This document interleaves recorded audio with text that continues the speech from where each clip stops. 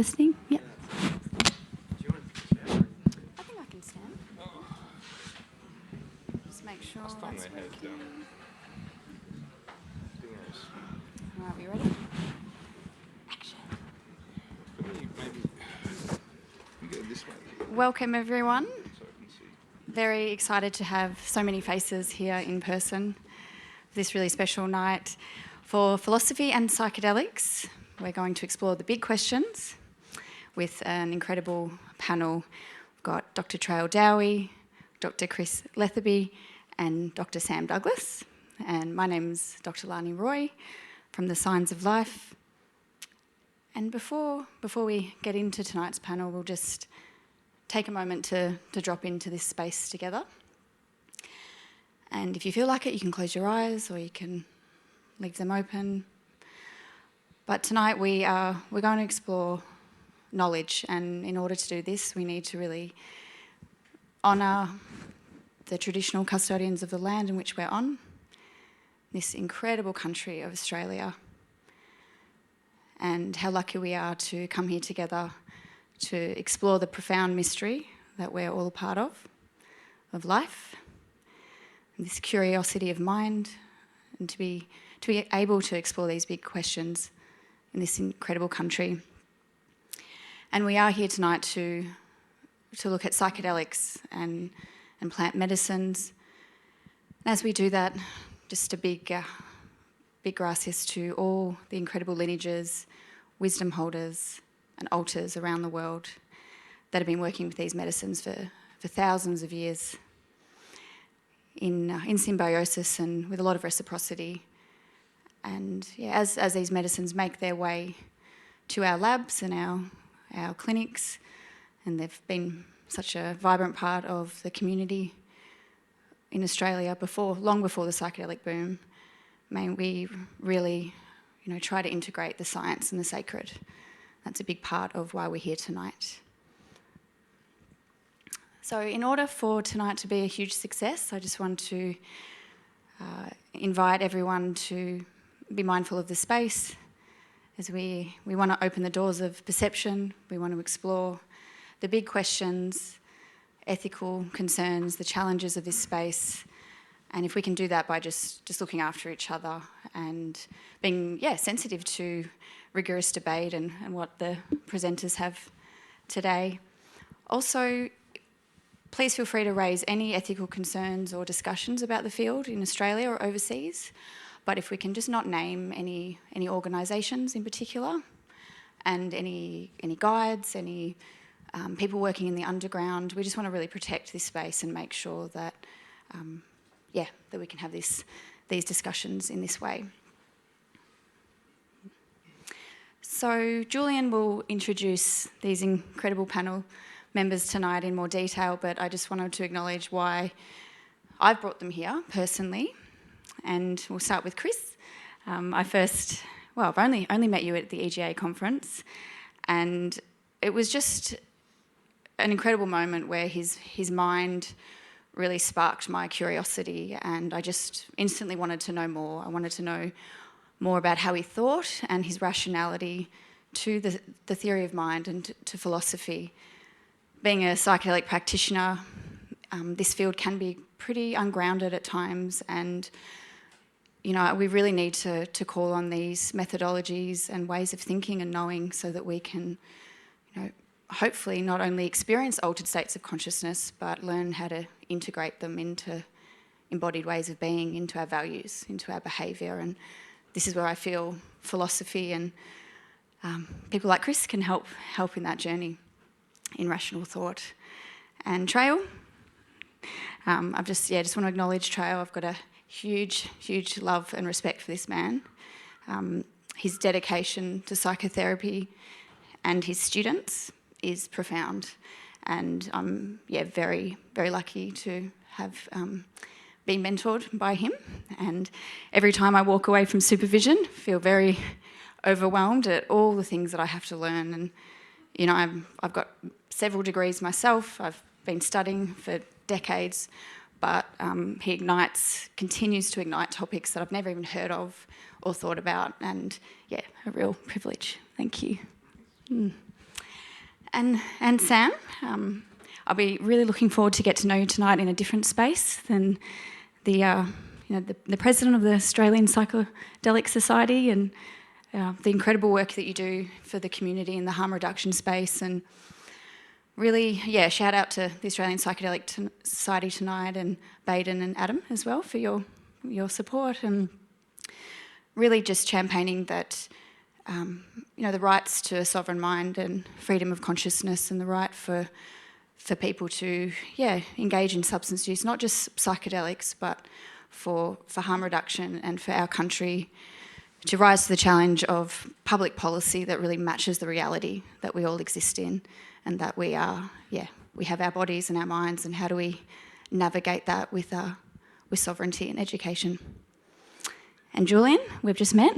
I know nothing about you, but I'm really glad that you're here tonight to work on this panel, and looking forward to getting to know you. So just briefly, my name's Lani Roy, and I'm the founder of the Signs of Life Psychology, which I began about 13 years ago, initially working predominantly in the space of sexual trauma and family violence and sign language. So I'm fluent in sign language. This is a picture of me saying basically love and thank you at the same time.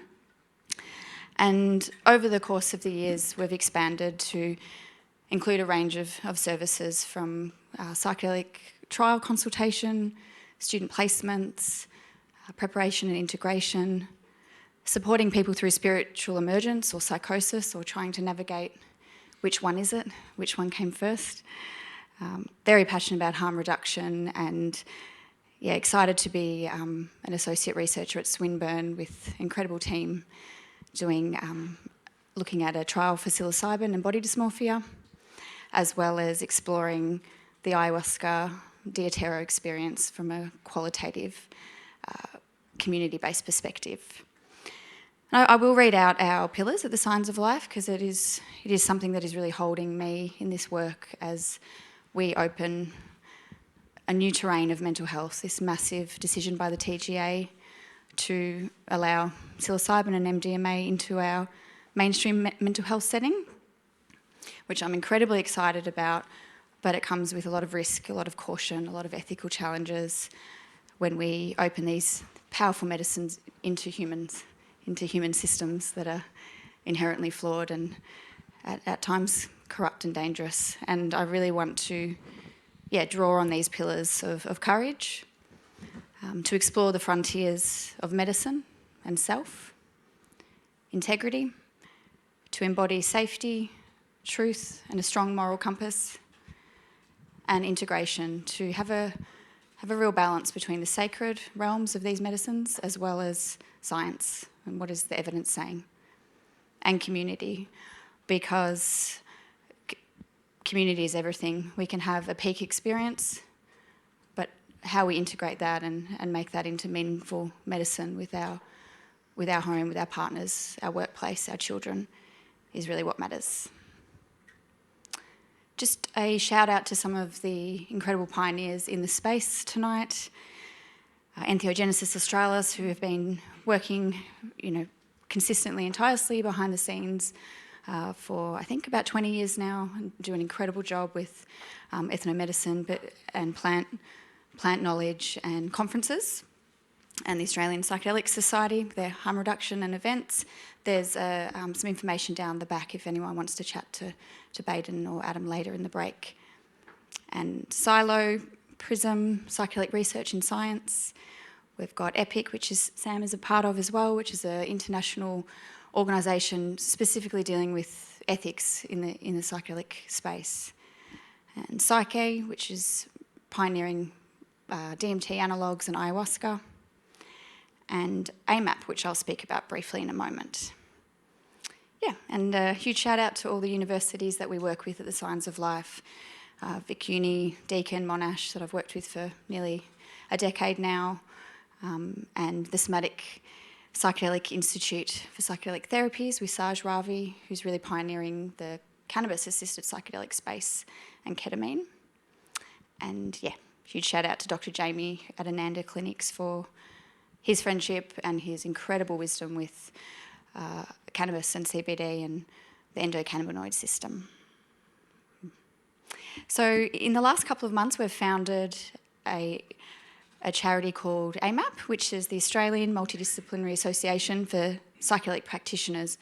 And this came out of a very grassroots, organic response to the TGA decision, realising that we don't have a peak body for psychedelic practitioners, we don't have codes of conduct, a membership association, we don't have a peak body that can represent the therapists as well as the training pathways, accreditation, etc. So I'm a board member of that, a founding member, and we're really excited to see what this community can grow together, being unified, that there's a multidisciplinary voice. So it's not just psychiatrists and clinical psychologists, even though they're incredible, but we want to see paramedics, mental health nurses, counsellors, psychotherapists, social workers.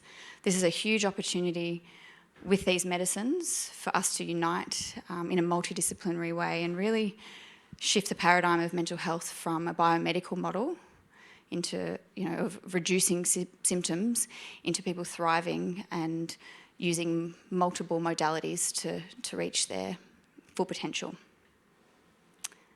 Yeah, so before I pass over to Julian, I just want to highlight the enormous potential of psychedelics. Psychedelics shift the conceptual context of well-being, moving from symptom management to amplification or release. We know that it can move us from disconnection to relationality, from rumination to responsivity, from self-definition to self-agency. And as Dan Siegel eloquently puts, psychedelics can teach us to really live at the threshold of the unknown with the courage to move into new and uncharted waters. So I invite the panel to explore these waters tonight and have the courage to ask the big questions. Thank you. Thanks, Lani. Alrighty. So can everyone hear me? Okay, yeah. At the back? Great. Okay, well, as we kick off, we'll have time for questions towards the end. So maybe we'll have a good period of time for questions. So just save up any thoughts you have as we go along, anything that strikes you as interesting that you'd like to share. Jot it down if you can, or just keep it in your head, and we'll get there. But yeah, just to kick off, so this panel discussion is going to orient around the philosophy of psychedelics, but particular attention is going to be placed around philosophy of mind and cognition, with a focus on epistemology and ontology, value theory, the nature of the self and self-awareness, and questions concerning the clinical application and uptake of psychedelics. So to start with, I guess I wanted to say that it's a really rare pleasure to be emceeing a panel exclusively composed of philosophers. And Signs of Life should be applauded. Lani should be applauded for getting this together. So thank you again.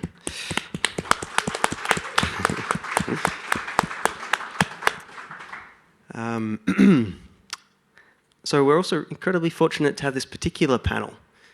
I'm only going to introduce them briefly because we want the conversation to speak for itself.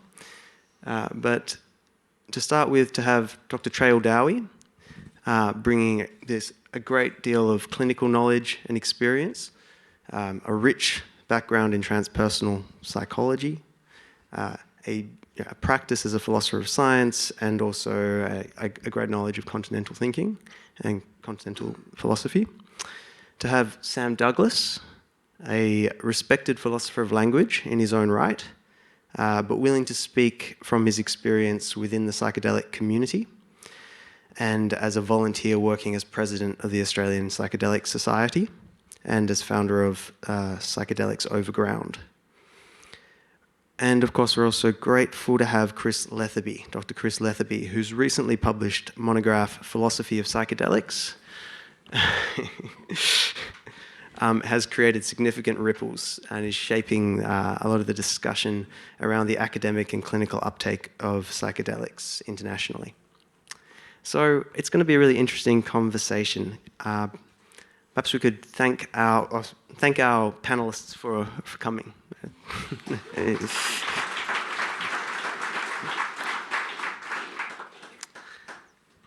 Alrighty, so let's just jump right into it. I will generally address questions towards one person or to the panel as a whole, but anyone else can feel free to jump in response to any question that I pose. Yeah. And Chris, you've got your mic. Yeah, good. So first one's for you, Chris. Yes. It's not the case that everything psychedelics tell you is true. It's not the case that everything psychedelics tell you is false. Why, Chris, do you think this is an important caveat for the current psychedelic moment? Just as a note, I'm quoting Chris on that. Yep, I confess I did say these things. Am I on? Am I coming through, by the way? Yeah, cool, thanks. Yeah, so I think it's important just because very few people... Oh, and actually, just before I launch into it, I just want to give a brief acknowledgement of my own. I want to thank the Monash Centre for Consciousness and Contemplative Studies, M3CS as they're known, who invited me here to Melbourne and sponsored my visit. So it's partly thanks to them that I'm able to be here. So big shout out to Jacob Hovey, Professor Jacob Hovey and M3CS.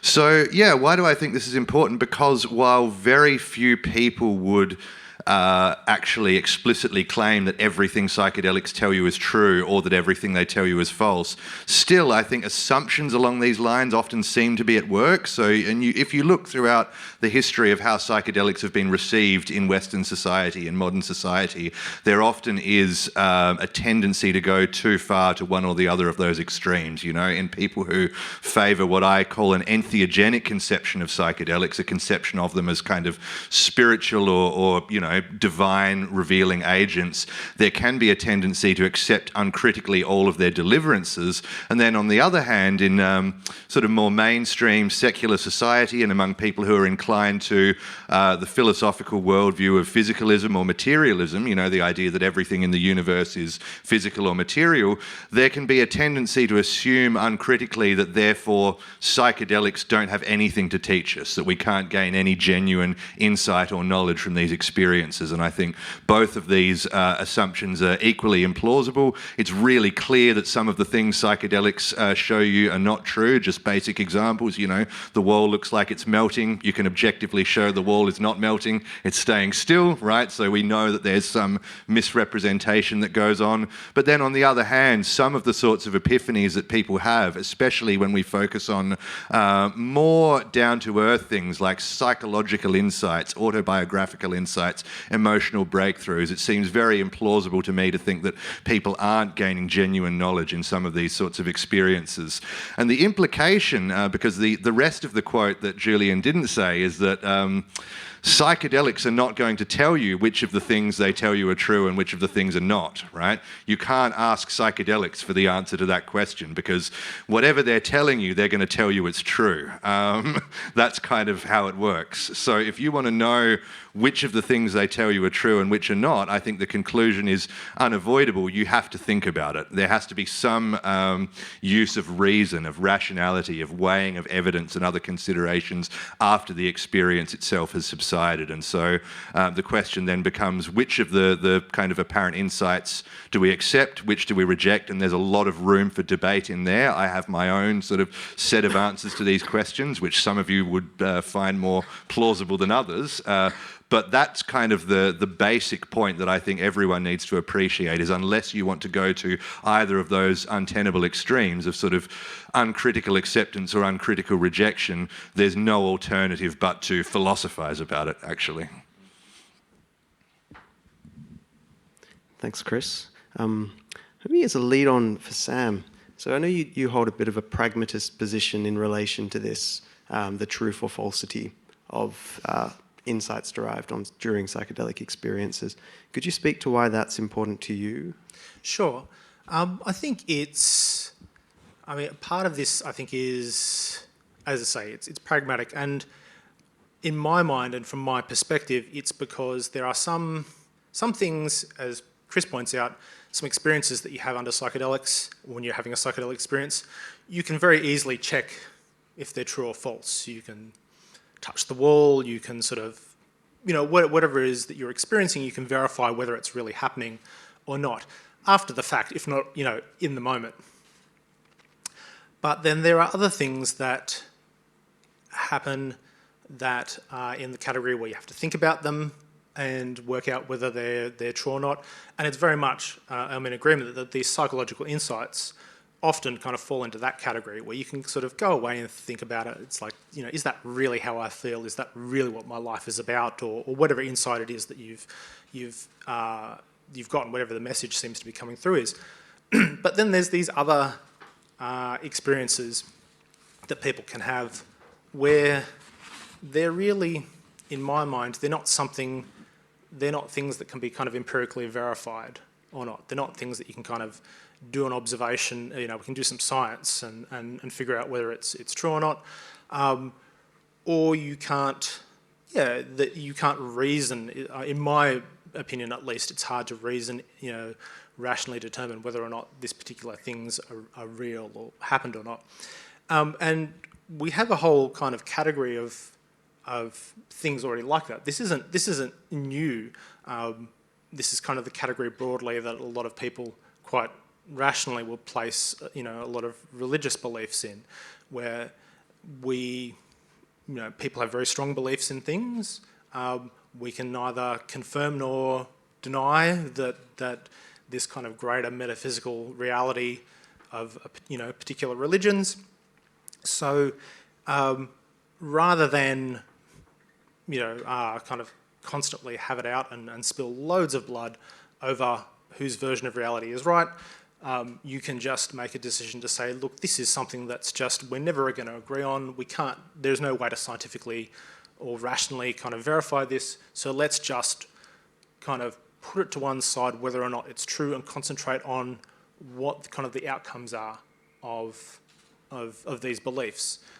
So, I think if a belief is leading to people harming themselves or each other, then, you really have to sort of think about that. That's worth addressing.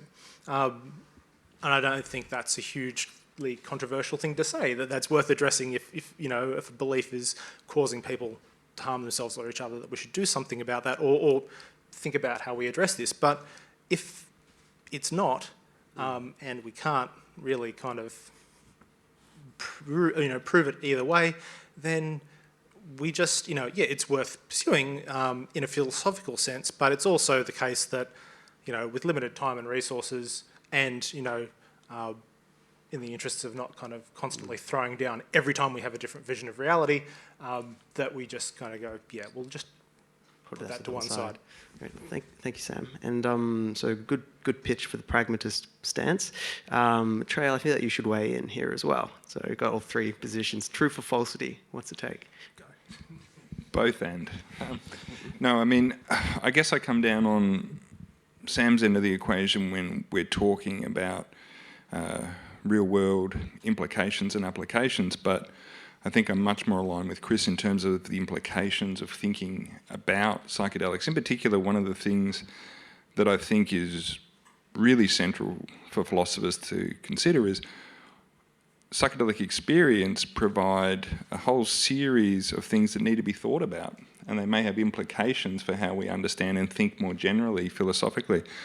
I think there's a large body of work that exists in parallel to this, which is Eastern philosophy, where there is a great deal of similarity in terms of some of the states that are being spoken about.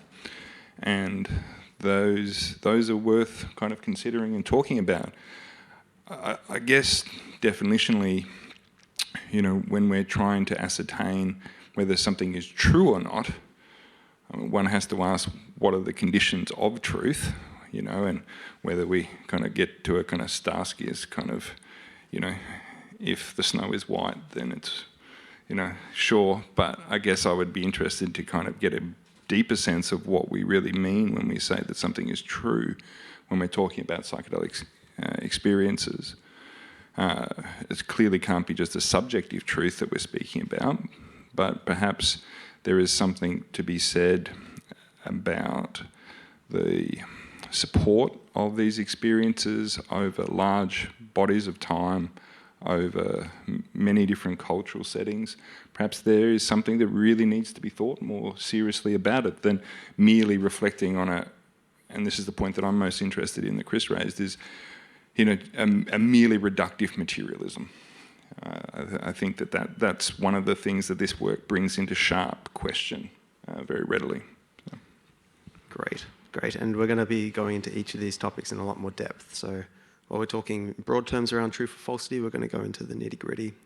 But before we do so, Trey, I have another question I'd like to pitch at you.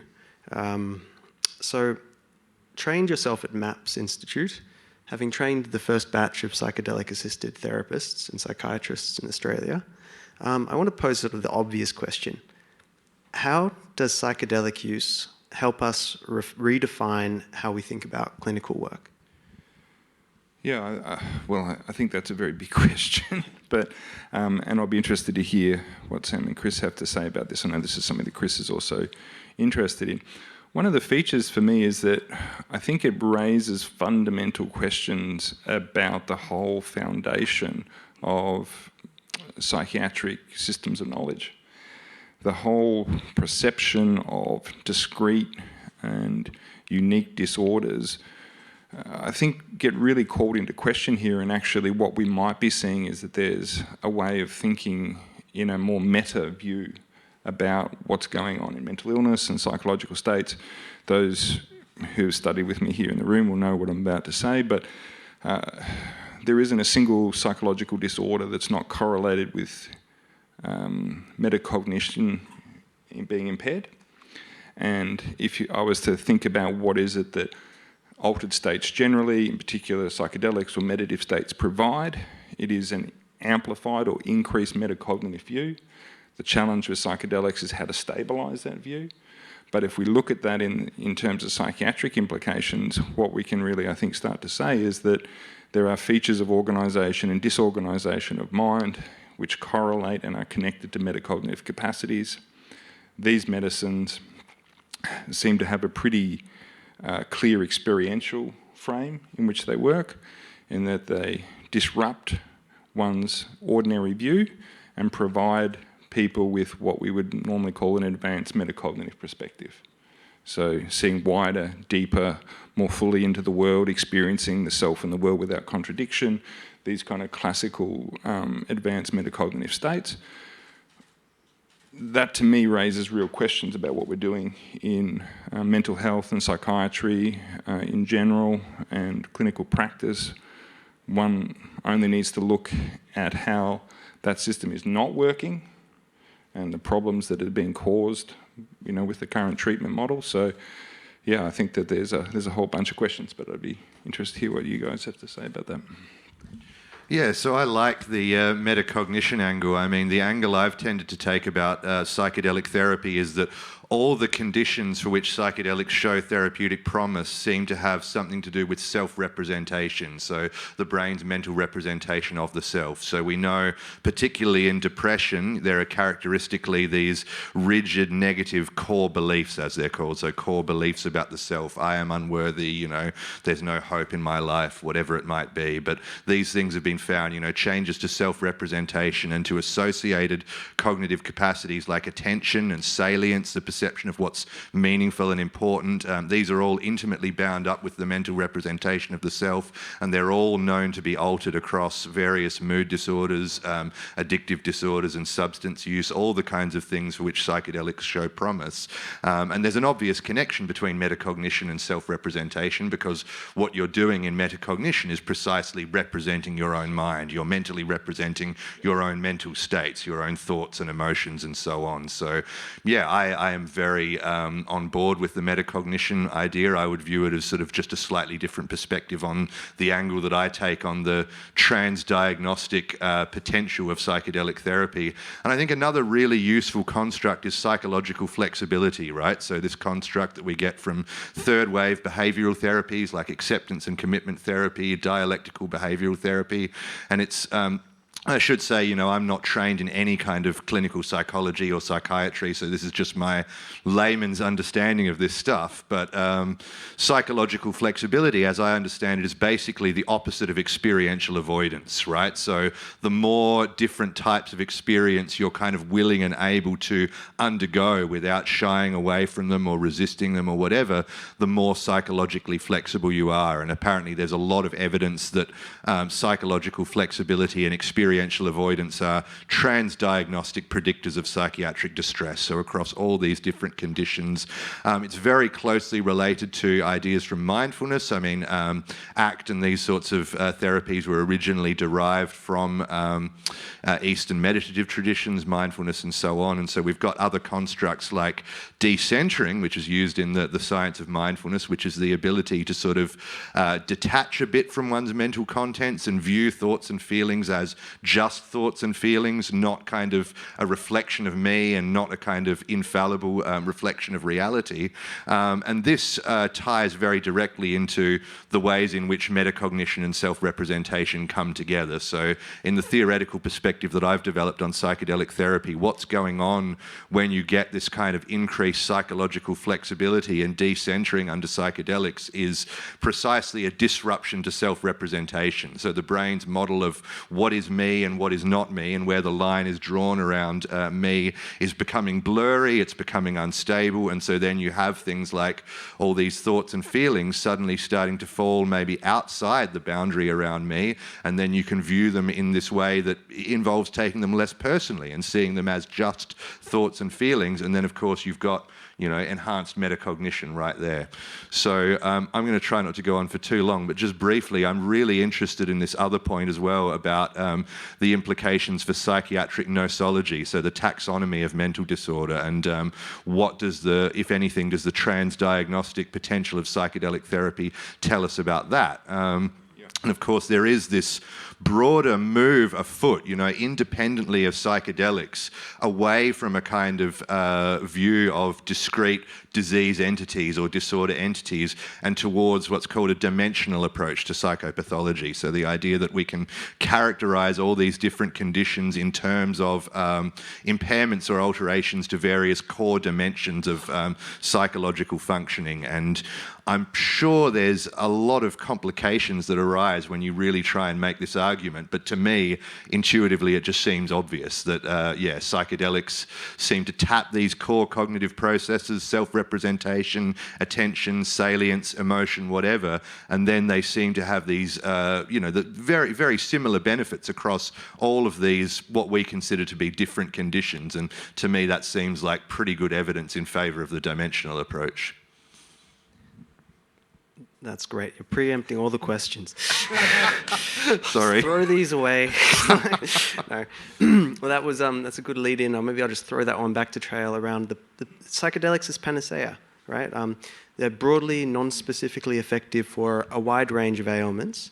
So, what does that suggest to you? Yeah, well, as Chris was saying, there's a kind of nosological kind of implication for it.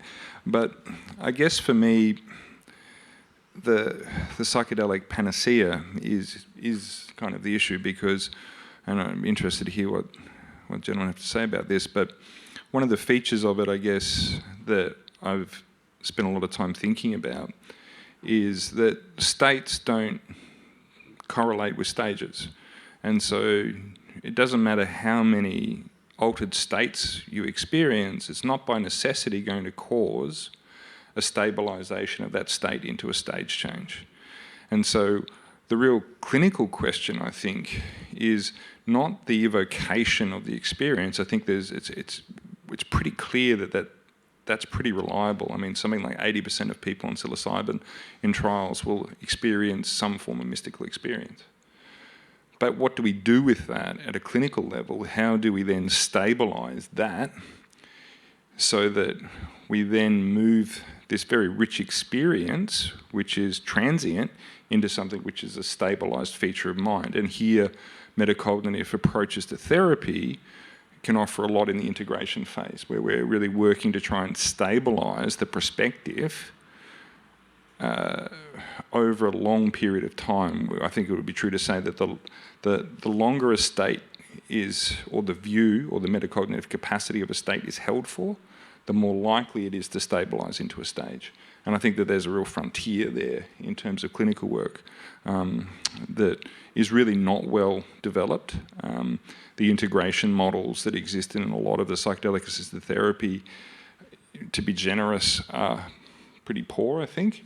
Not very well clinically thought through, and there's a whole bunch of kind of issues with them on a whole bunch of other levels. But I think that there is a real opportunity to take these ideas that we're talking about at a philosophical level and connect them in with the leading edge of clinical work, which, you know, has a lot to do with metacognitive practice. So,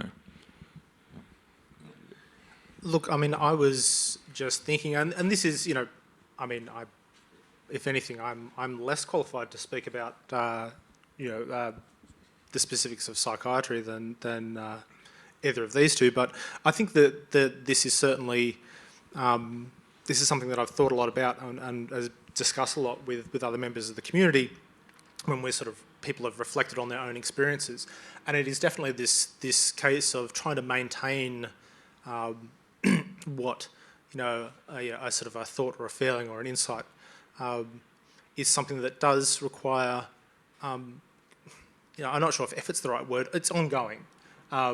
And thinking about the ways that these are going to sort of, you know, what's going to work in this is where a lot of the, I think a lot of the effort needs to go to.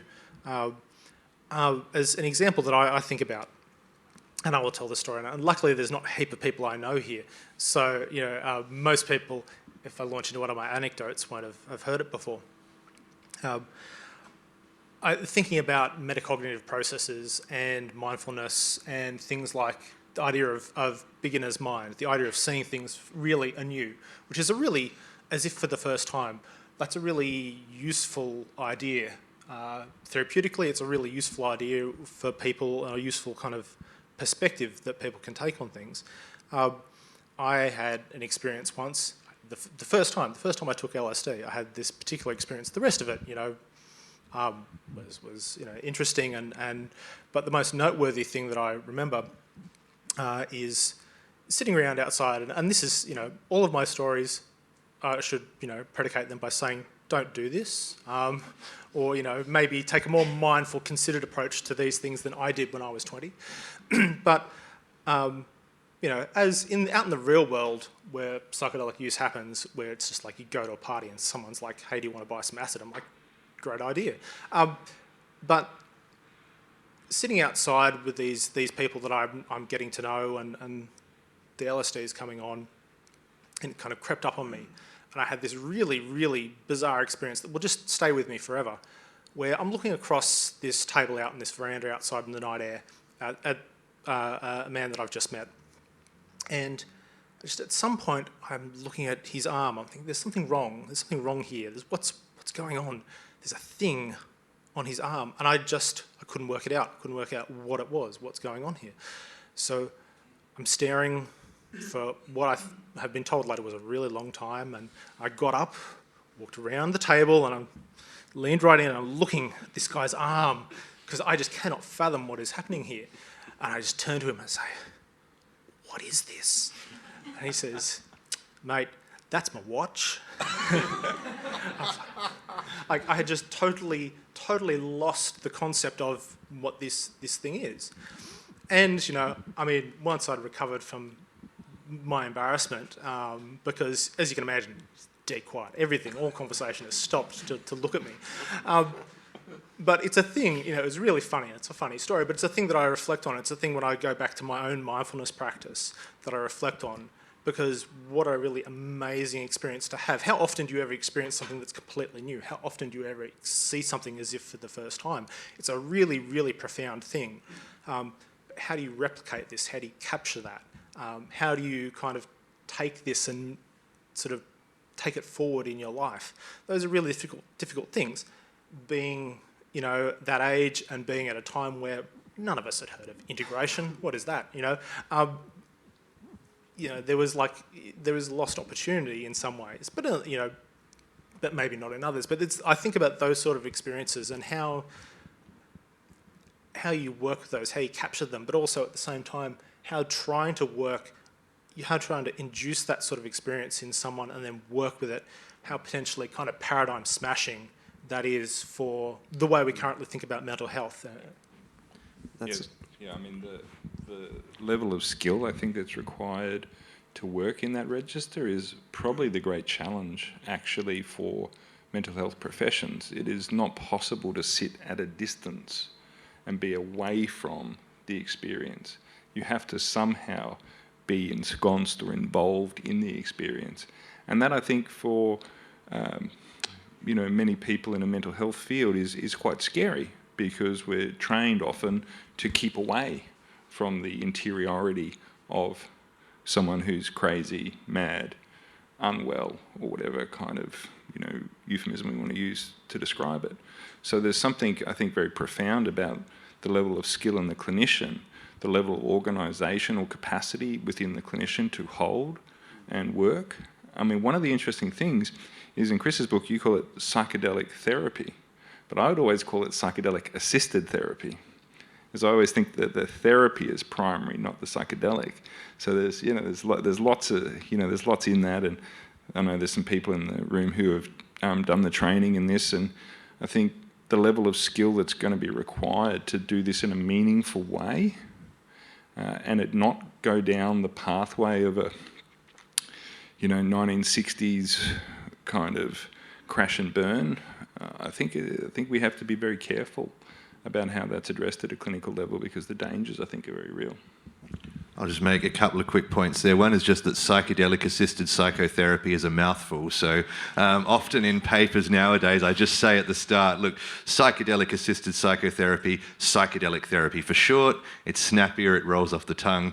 But also, this is something we could get controversial about. I'm not convinced the therapy is primary for what it's worth. I'm not convinced that it really is just psychotherapy assisted by psychedelics. I think in some cases, maybe the experience itself is primary, and what is really important is not necessarily formal psychotherapy, but integration of some kind, whether that takes the form of a manualized therapy or my view for what it's worth is that the connections between psychedelic states and meditative states, mindfulness and related practices are really deep. There's this idea that goes back to the 1950s and 1960s, and there's been a long-running debate about, are there really deep and profound and important commonalities between psychedelic experiences and the states engendered by Hindu and Buddhist meditative practices, or is it just that, Alan Watts and Aldous Huxley and co were already really into Hindu and Buddhist meditation, and so they interpreted the psychedelic experience through that lens.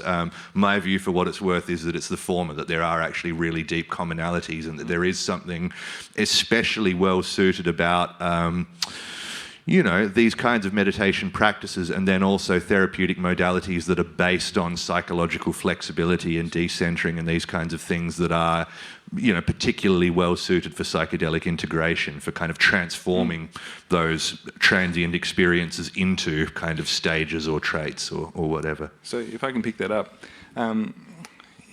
if it is, I noticed you used the word, it's the experience which is primary, which I would agree with, and I would think that the therapy is very much about constructing the conditions for the experience.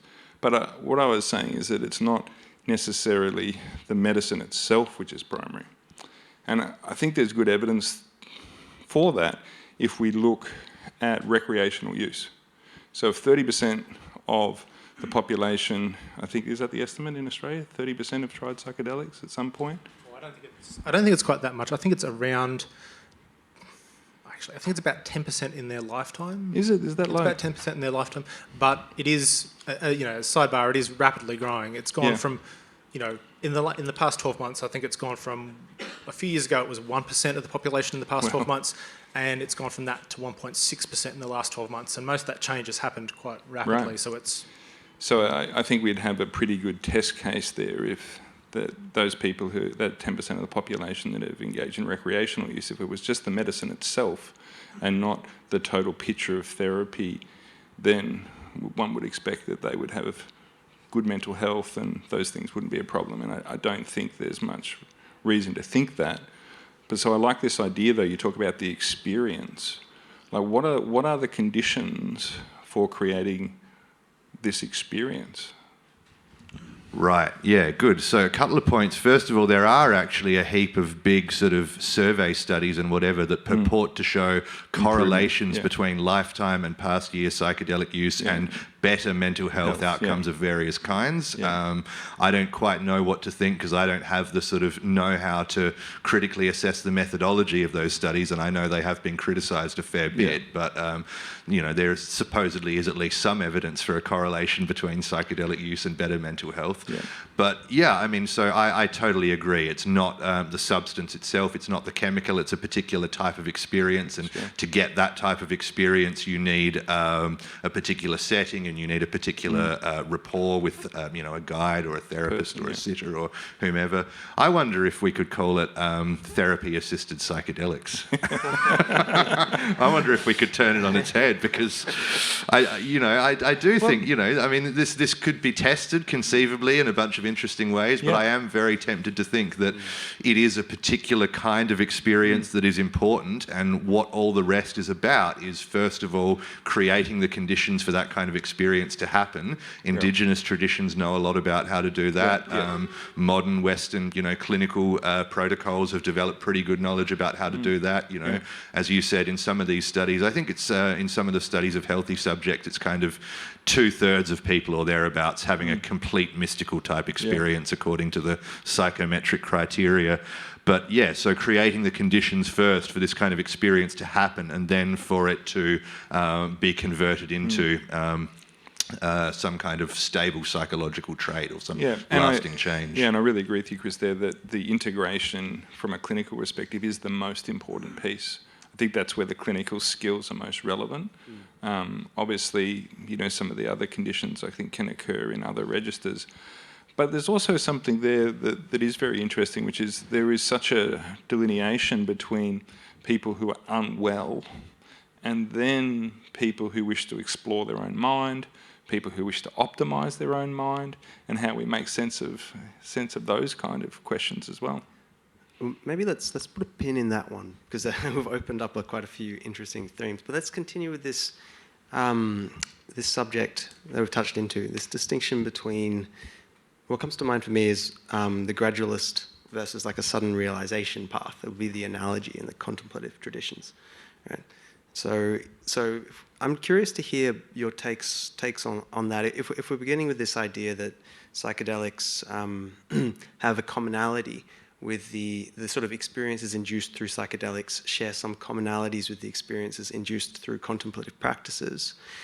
In Eastern contemplative traditions, there was a focus often upon a gradualist pathway of sort of preliminary practices in order to prepare the individual to integrate those experiences.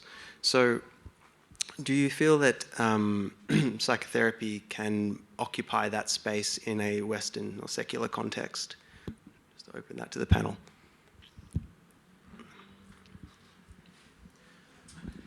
All right, I guess I'll answer that one then. Everyone's looking at you. Okay, everyone's like, no one wants to answer that one. Well, look, that's difficult. I think my gut answer is right now, no. Is, not where we are, right now in the mainstream. I think it's the extent to which, these kind of frameworks that and I know the kind of things that you're talking about, where it's this kind of gradual approach to, sort of, walking before you run, in terms of intensity of kind of non-ordinary experience. Look, I think it's possible that, and likely that psychotherapy will kind of occupy this in time, but it's also, there's a lot of other... Maybe I should clarify, Sam, as well. So with the gradualist pathways, the focus on preliminary practices generally is around preparation of character and personality structure prior to entering into altered states. So it's more of an interesting question about perhaps how psychedelics would be utilized in therapeutic sessions as well. Would it be after a certain period or otherwise? But continue, yeah. Look, I think construed that way, yes, but there's also, it depends on what is the limit of the work that you can do depending on the context before you have the experience. What is required, who is a person required to be in order to be ready to do this, optimally ready to do this. Who decides? And who decides? You get to decide. I get to decide, right, I'll just make something up. When you're talking, it's just, I think about these sort of practices, and particularly if you're talking about developing these internal qualities, you're trying to, you're trying to cultivate particular, traits, particular virtues almost, before you get to the point of having the peak experience. Yes, you could do this via therapy, but it's pretty different to kind of how we normally approach these things these days. There's something very interesting in all that. There's something very problematic about it as well.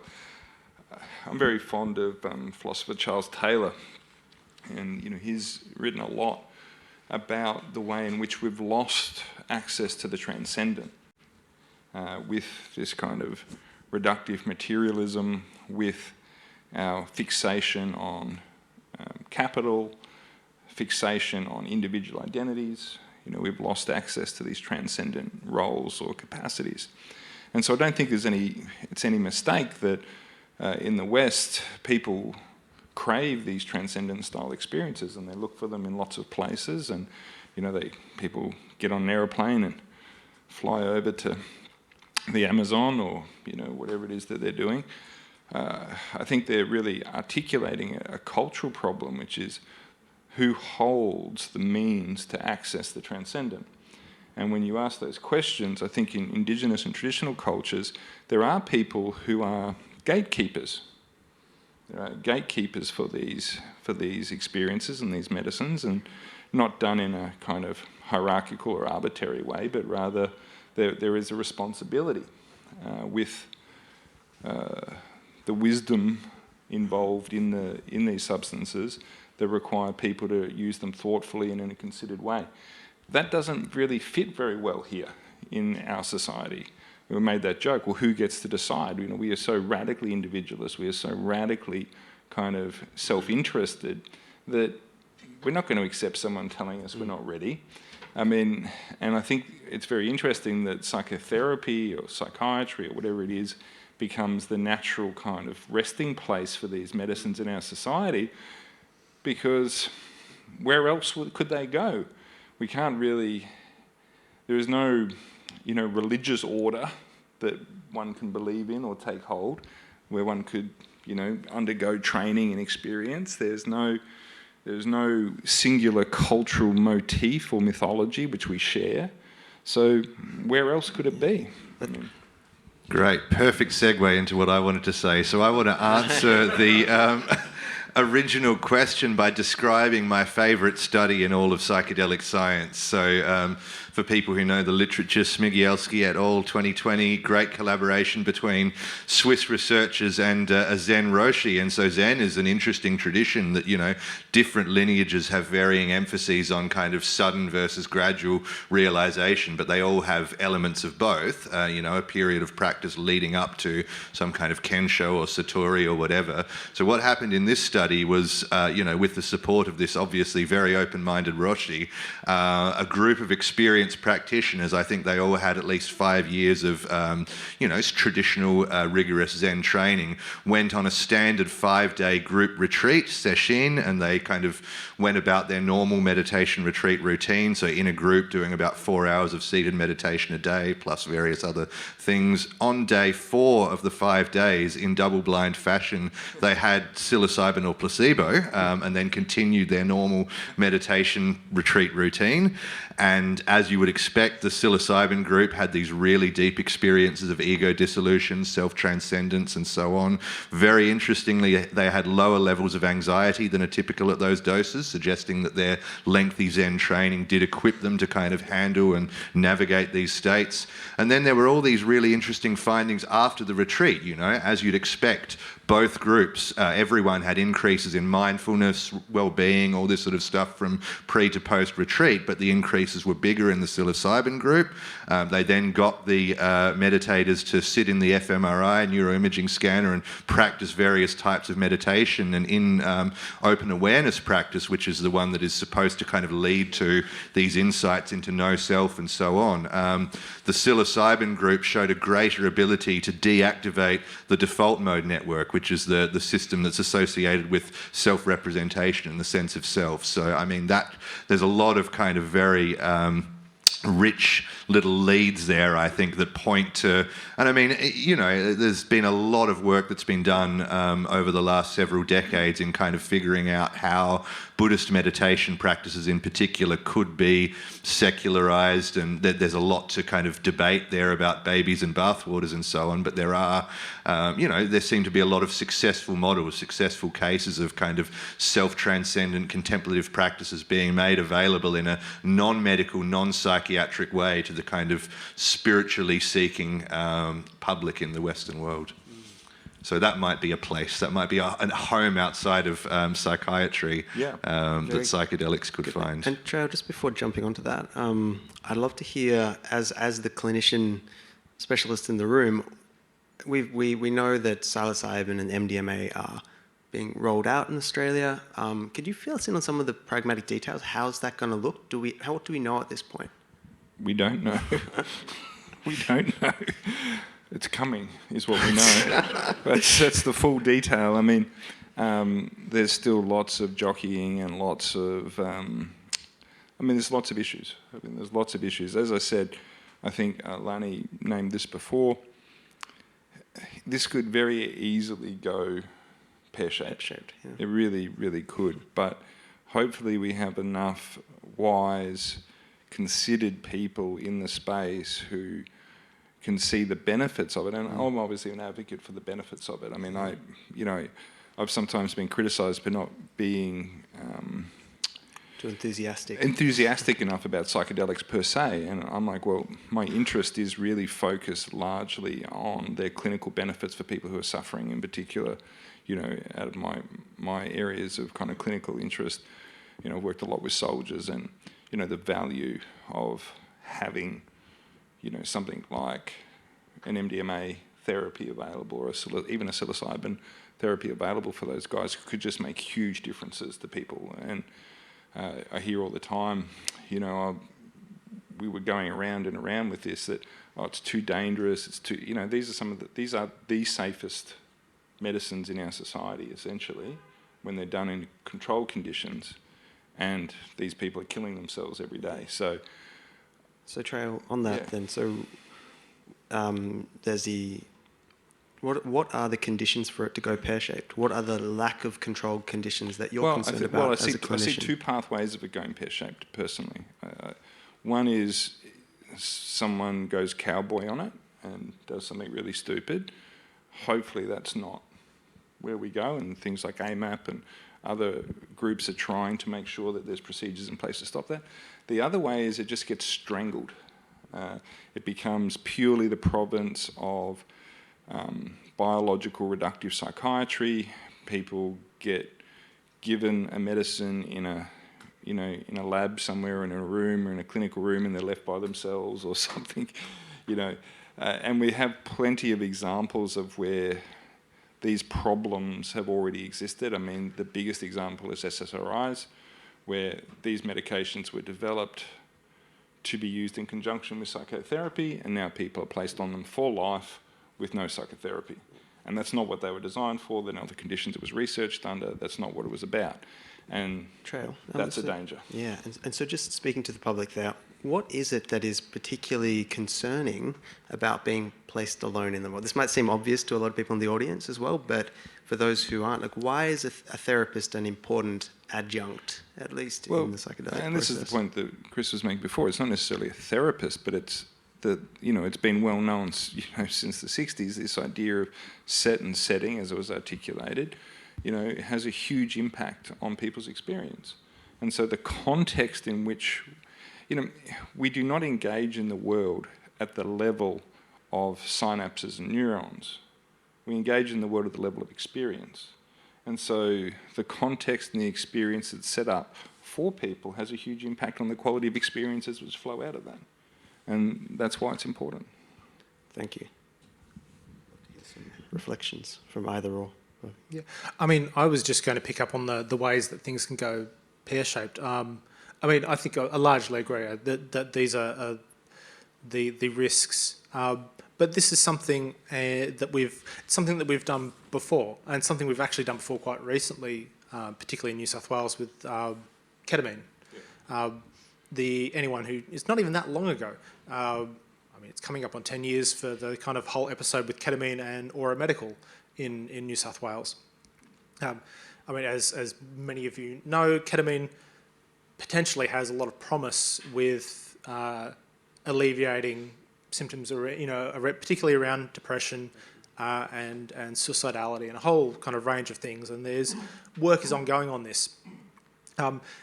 In 2014 or prior to this, it still is technically possible to prescribe ketamine off-label. It's not approved for use in depression, but it is technically, you can do this. And we had a situation, particularly in New South Wales, where what started off as, a careful, considered, good practice became this just kind of sausage factory of get people in, give them a shot at ketamine, kick them out the door, or even better, send them home with their ketamine,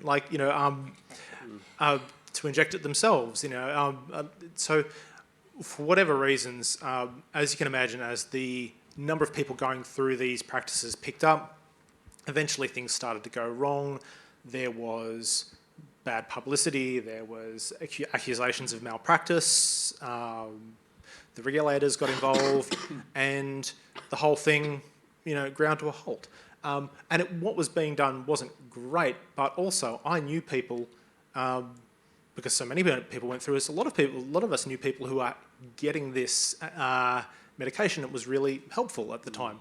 So this was all cut off, and the publicity was so bad that not only did it become virtually impossible to have ketamine for depression, all the funding for the research that was happening dried up because no one wanted to be associated with the bad press for this. So this is like when people say that this can go really badly wrong, and this is for ketamine, which isn't as controversial, which makes no sense because it's actually, potentially more harmful than MDMA or psilocybin. But yeah, we already have recent examples of just how badly wrong this can go, and it's set back not just the practice but the research in ketamine in Australia, set it back by a decade easily, and so the stakes are quite high. Yes, thank you, Sam. And so that opens on two sort of threads that I was hoping that we'd address as a panel. So the first one there is precisely on this question of the integration of the medical industrial complex with the broader economy, and as a result, sort of the way in which these substances will potentially be uptaken to profit, driven by profit interests primarily. Is there any comment from anyone about this? Above my pay grade. I'm just a philosopher of mind. I don't know what to say about that. Well, I can say something about it. Well, I think the first thing to say is that there is no way of escaping capitalisation. We live in a capitalist society. There is no escaping that quality. The question is, does that become something which is cynical and exploitative, or is it something that can be both mutually profitable for corporations and for individuals who are seeking help and support. My concern is that if that's unchecked, and this is something that's pretty simple to kind of get one's head around. If these things are unchecked, if the market is unchecked, then it will move towards exploitation as a matter of course. But if we have checks and balances in place, and Australia is an ideal country for that to occur in, right? It's not like the United States. We have a smaller population, we have more government influence, we have a stronger, national regulator. Things are set up for that to go quite well. But of course, that's something we need to be careful of. But we also need to not get too caught up, I think, in any form of money making as being a problem, because the reality is it's the money making which supports the research. It's the money making which provides all the other kind of avenues for it to develop in our society. That's just the way that it goes, and we just need to be sensible about that, I think, and just be wary of frontier industries being overly vulnerable to some form of robber baron coming in and trying to take control of it. I think there are significant attempts to create patents on things like psilocybin and things like that, which are obviously problematic. But hopefully, in Australia, we've got an avenue where those things will be relatively protected.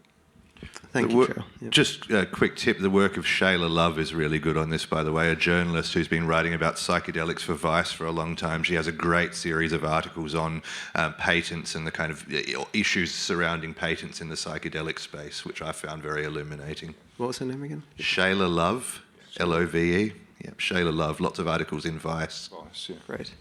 Thank you. And otherwise, it's a watch this space for Australia. How does it get taken up?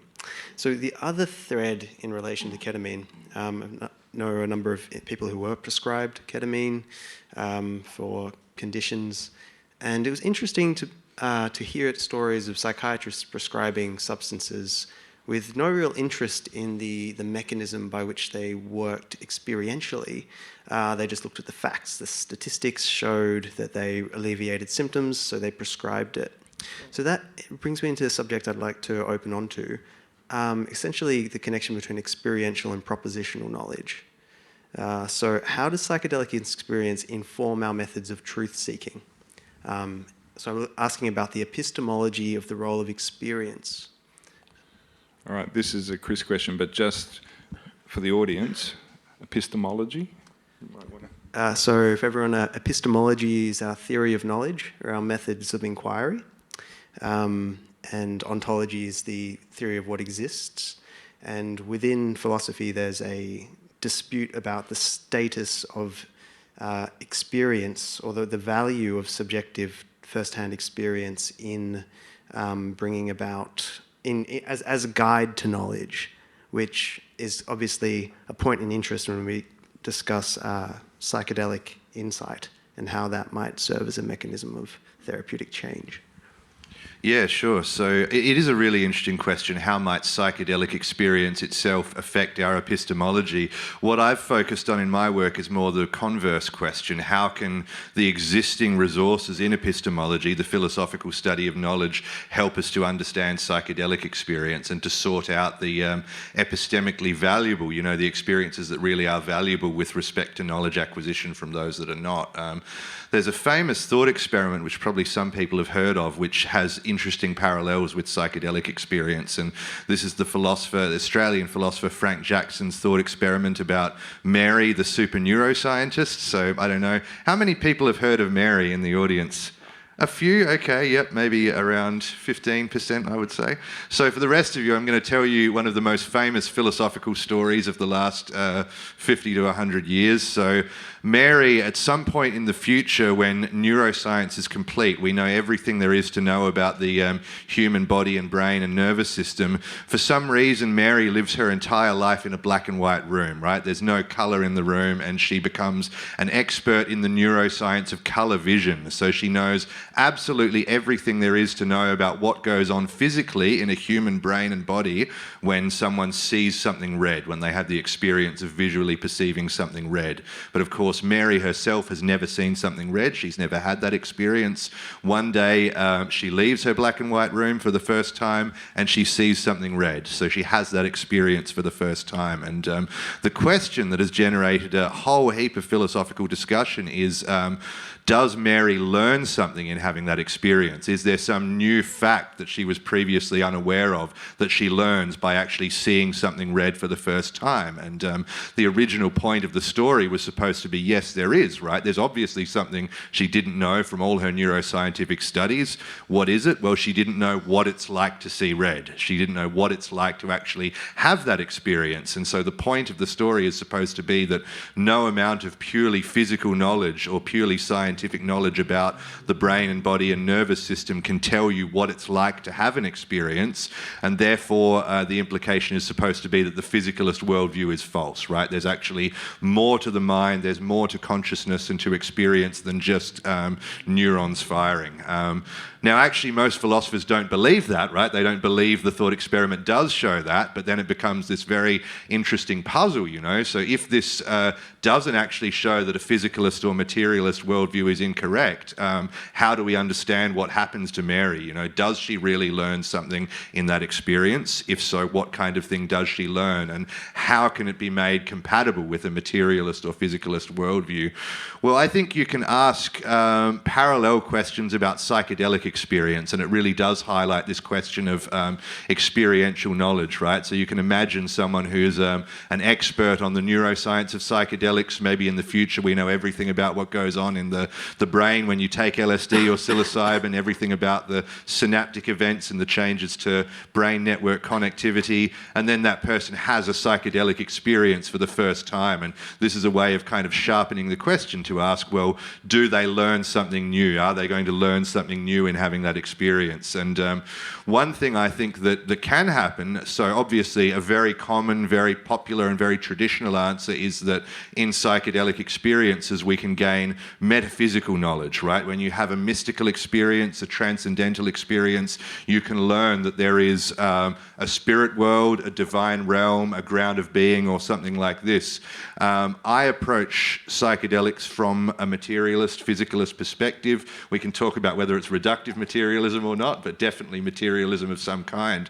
And so the question I've been really interested in is assuming that we don't learn those kinds of things, right? Assuming that we don't really discover the existence of some transcendent metaphysical dimension out there, what other kinds of knowledge might we gain? What other kinds of genuine knowledge might be gleaned from these experiences? And I think something that falls broadly under the heading of experiential knowledge is one part of the answer to that. So there's a concept in epistemology which is the concept of knowledge by acquaintance, right? And this goes back to the British philosopher Bertrand Russell, early 20th century. And on an everyday level, it's pretty intuitive, right? So you can know about someone indirectly. You can hear about them, you can read about them, you can know all these facts about them. And then rather than knowing about the person, you can meet them and come to know them directly. You can become directly acquainted with them. And we would then say that you've gone from having mere knowledge by description of the person to knowledge by acquaintance with them.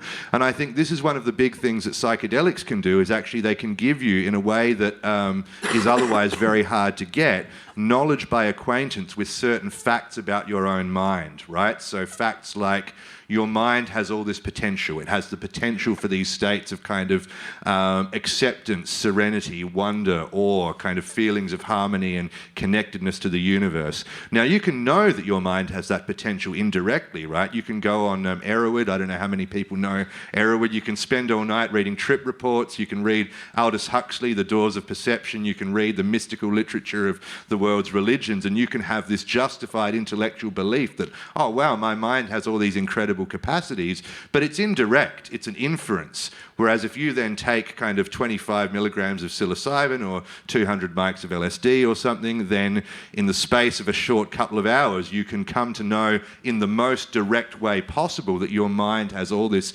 incredible potential for this vast range of conscious experience that normally goes unrealized in day-to-day life. And I think there are other things in this general ballpark too, right? So the fact, for instance, that the ordinary sense of self is not this kind of direct reflection of some kind of objective reality, but is actually a model of some kind created by the brain, an idea that is a point of convergence between Buddhism and modern neuroscience. You can come to believe that your sense of self, your sense of being an individual subject, is a mental construction by reading neuroscience, by reading Buddhist philosophy. But then in the psychedelic state, my thought is you can gain knowledge by acquaintance with that constructed nature of the sense of self as it becomes kind of deconstructed and altered and attenuated. Wonderful answer. Thank you, Chris. And I really want to pick up a lot of those threads which will tie us back to your work on philosophy of psychedelics, your text, your monograph. However, before going back there, so you were mentioning Frank Jackson's thought experiment, something about Mary or whatever you termed it. Have you come across the Mary's on acid thing? Yeah. Yes, I have. Yeah, Jussi Ilkka. Yep. That's how you pronounce it. I was wondering. Yeah. Great Finnish philosopher and psychologist who's doing work on psychedelics. I actually, by the way, years ago, I never followed through, but in the early days of my PhD, when I first had this idea about knowledge by acquaintance in the psychedelic state, I had to give a colloquium talk to my department on my latest PhD research, and I was going to call the talk Bertrand Russell on acid. I didn't do it in the end. So that was such a great recount of the distinction between, the case for experiential knowledge and how that served as a challenge to reductive forms of physicalism. The other part of that article from memory is a suggestion that the psychedelic experience parallels the contemplative Buddhist conceptions of the dissolution between the subject and object. So that author seems to suggest a perennialism of sorts. And I feel like this might be an interesting direction to kind of explore a little bit before we cycle back to Philosophy of Psychedelics, the book. So there's that question mark for the whole panel. The experience induced through various psychedelics and the experiences relayed through various contemplative traditions, do you believe that we have sufficient grounds to suggest that they refer to a common sort of invariant insight or knowledge by acquaintance? I just want to make a quick point because there's an important distinction that often gets lost here, right? So the debate in the study of mysticism between perennialism and constructivism goes back to the 1970s, the work of Katz. And generally speaking, the question is, is there, as people like William James and Walter Stace thought, is there a single core mystical experience that you find across times, places, cultures, and traditions? And the experience itself is the same, but it's just the interpretation of it that differs by tradition and culture? Or is the experience itself always different? Is the experience itself, and not just its interpretation, affected by the cultural context in which it occurs? And so perennialism is the view that there is a core experience, there is a common core to mystical experience that you find across times, places, cultures, and traditions.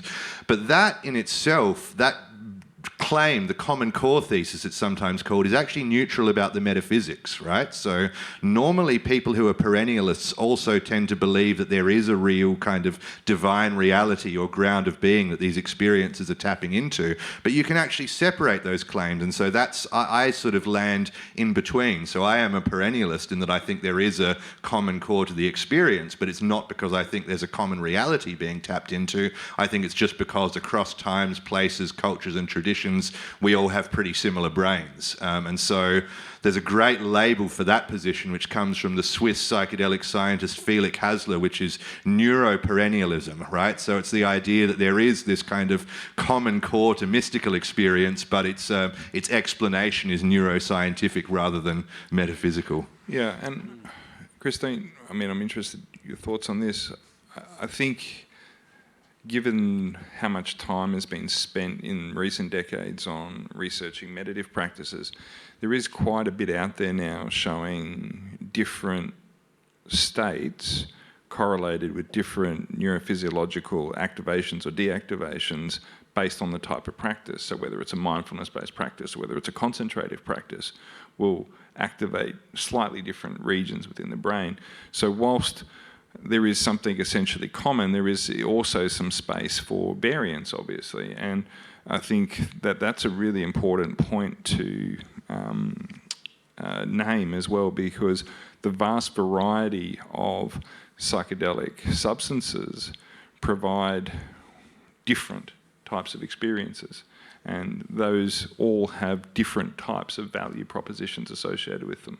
Yeah, totally. So absolutely important to emphasize there is no such thing as the psychedelic experience. There is no such thing as the meditative experience. Yeah. My claim is there is a common type of experience that James and Stace and co were latching onto that can be induced both by meditation and by psychedelics. But in fact, meditation and psychedelics both kind of open up a region of experiential space, is one way you could put it. They kind of open the door to a whole range of different types of experiences. And I just think there's a significant overlap between the class of experiences that psychedelics give access to and the class that meditation gives access to. And what about the constructivist dimensions, though? I mean, you know, it seems that there are strong constructivist kind of qualities in all of this. I mean, I always think that it's funny that a Jungian patient has Jungian dreams, a Freudian patient has Freudian dreams.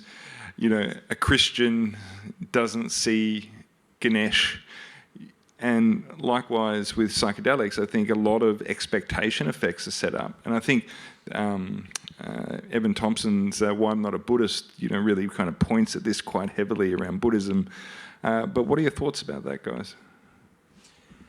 Yeah, look, I think this is really, like, that kind of constructivist aspect of it is really, I think it's pretty solid. I think it's certainly really plausible. And I've reflecting on things, again, looking at things through the kind of prism of my own experience, even experiences that I've had that have been really profound and really, as Chris would say, have that deeply noetic quality about them. They feel really real. They feel really significant.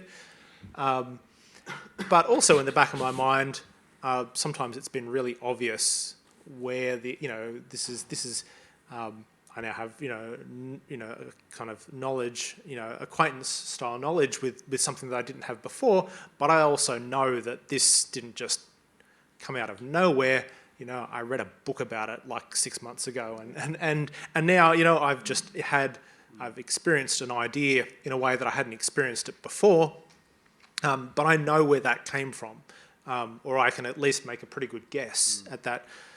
Where I guess to back up considerably, where kind of Chris and I differ is that I'm far more agnostic about, if that's the right word, about kind of drawing conclusions on what these experiences mean in terms of the broader metaphysics.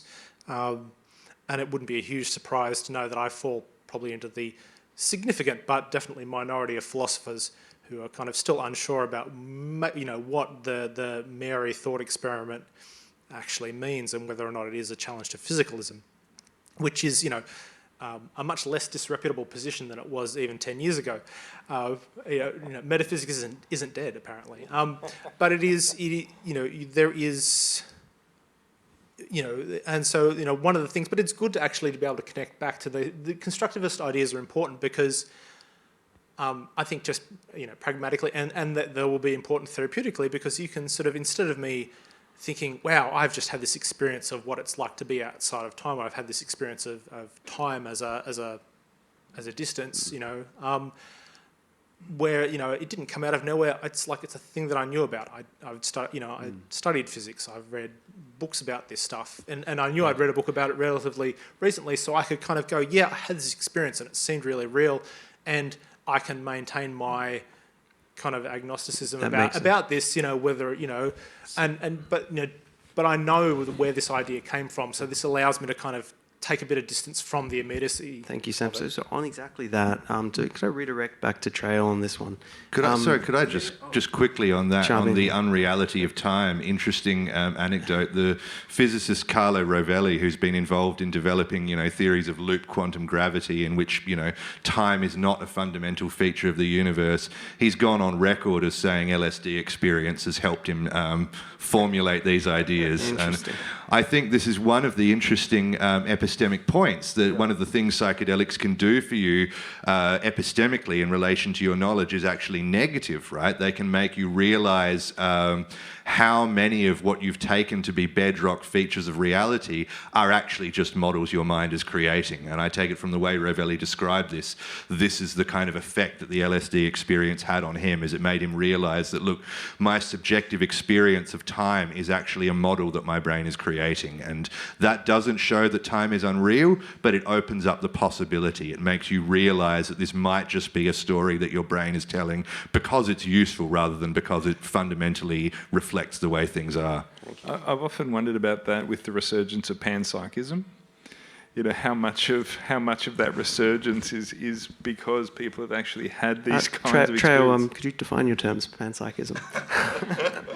I want to hear what these guys have to say about it. I mean, panpsychism is there's a number of different variations of it, but it's a view that essentially, you know, consciousness is distributed throughout the universe, and it's like for a long time it was seen as pretty crazy. In fact, there was an article a while ago, wasn't there? Panpsychism's crazy, but it's probably real or probably right or something. You know that one? Yeah, Philip Goff in Aeon, I think that was. Yeah. I mean, what do you guys think about that? I will do my best to not be the typical analytic philosopher and start to quibble about definitions. But technically, it's that subjective experiences is everywhere. If, you know, depending on whose variety of panpsychism that you want to get into. I blame David Chalmers, by the way, you know, for this. But yeah, look, it certainly. Yeah, look, maybe it is. Maybe, I don't know. Maybe there was more LSD in philosophy departments than I was ever aware of. But it is an idea that is really ripe for being illustrated to, you know, by a psychedelic experience. But again, if you're already studying this, if you're already thinking about this, then you're primed to have the experience. But then, you know, so you've got to take that step back and think about what does that mean. If it's all right, Sam, just before I pass on to Chris around your account of panpsychism and its relation to psychedelics, let's just define panpsychism a bit more for the audience. So if there's prevailing history of understanding a sort of physicalist bias which suggests that minds are essentially going to be bound in bodies and brains, a sort of identity reductionism claim which holds that minds are identical to the neurons upon which they supervene. So panpsychism was a challenge to that suggestion, to go further to say that there's something that mindedness or intelligence or consciousness could be extended in some way beyond the neurological bases which are familiar to us. So it's been quite an interesting innovation recently. So Chris, what's your take on it in relation to psychedelics too? Yeah, sure. So, I mean, the way I would put it is sort of physicalism says the ultimate constituents of reality are things that are non-minded and have no mind and no experience. And so physicalism says minds and experience get built up out of non-minded, non-experiential fundamental constituents. So whatever's at the bottom of reality, whether it's quarks or subatomic particles or whatever, Physicalists say they don't have any experience or minds. You only get experience and minds when you put enough of those fundamental things together in the right complex ways. Whereas the panpsychist claim essentially is that whatever those things are at the fundamental level of reality, electrons or quarks or whatever it is, those things have already, right at the ground floor, some tiny glimmerings of mind or experience. And so then the kind of human consciousness we're familiar with is what you get when you combine these kind of already experiential fundamental constituents of reality in complex ways, as in brains.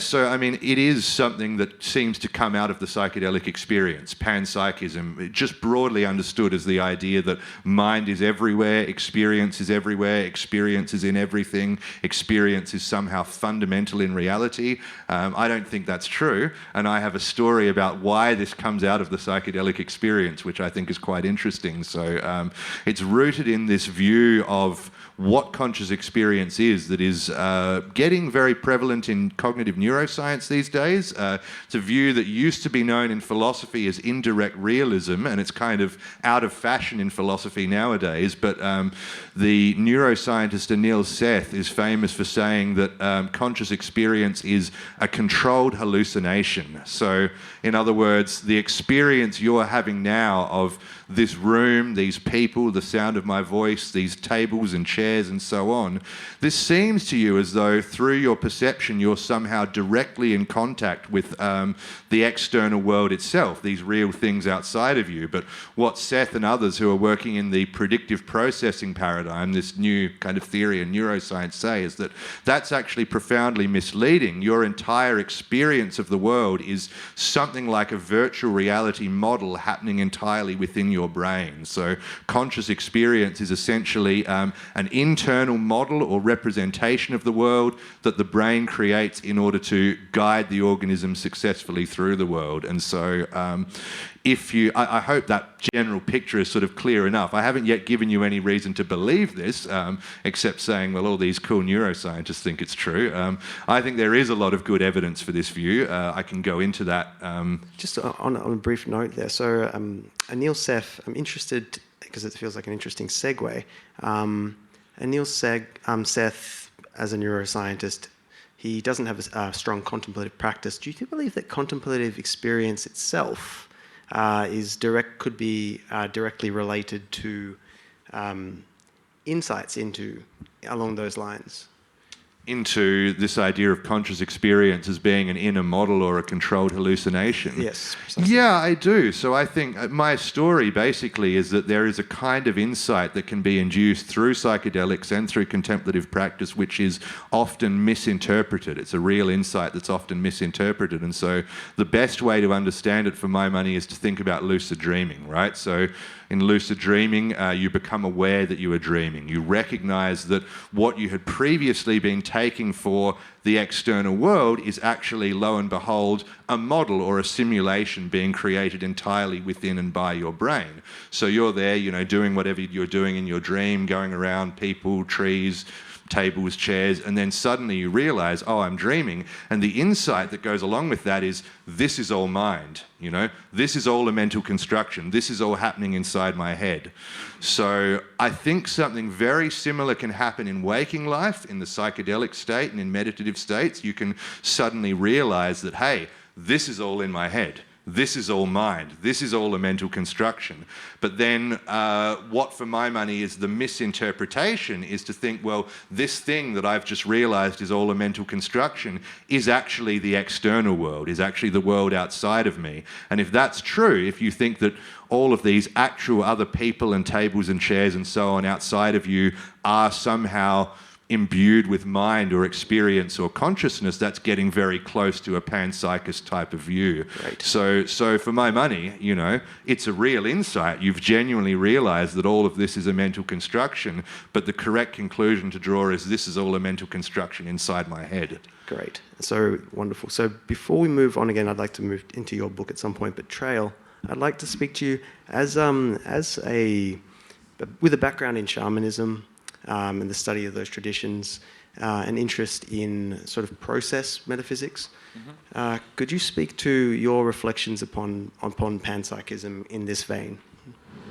Well, I guess it's not very popular, but I kind of agree, I guess, with kind of Chris's view. Having been involved, I guess, and studied directly kind of ethnomedicine for a long time, the feature of animism is prevalent. There's this animating quality to all things, from rocks through to, trees to animals. But just because that view is held, to me, doesn't seem to be it's something that we should espouse. I take a kind of more rationalist kind of perspective on those things. What's really interesting, I think, is when you go into those contexts with a rationalist view and have experiences which rupture your view of the rational. I mean, those have been kind of interesting experiences for me. I've told this story before, but I was once watching a shaman conduct a healing, kind of, fascinated to watch this group healing process happen. And he was summoning these snake spirits from the ground. And I was like, this is fantastic. Look at this. This is like this group hypnosis going on. This is so interesting. And people are shaking and falling on the ground and all these things are happening. And I'm like, so curious. Look at this. This person's they're just so influenced by this kind of cultural motif, and I'm finding it so interesting, and they're yelling and all these things happen. And then I look down and my leg's shaking. And I'm like, what's going on with my leg? This shouldn't be happening. I don't believe in any of this, but something. And so the qualities of influence and difference, I mean, I guess I'm quite happy to create a category of things that are just weird.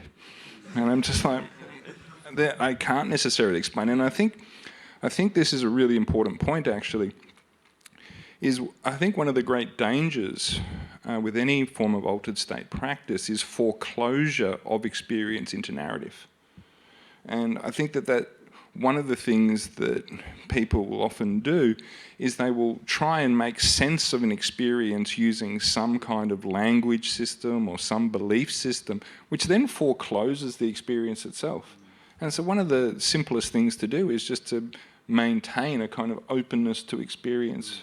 And, I think that's not to be derogatory, anything I've said here, to Indigenous practices or traditions, but it's just kind of my view is one that's more along the rationalist kind of view that Chris has espoused. Thank you. And so we'll move towards questions reasonably soon.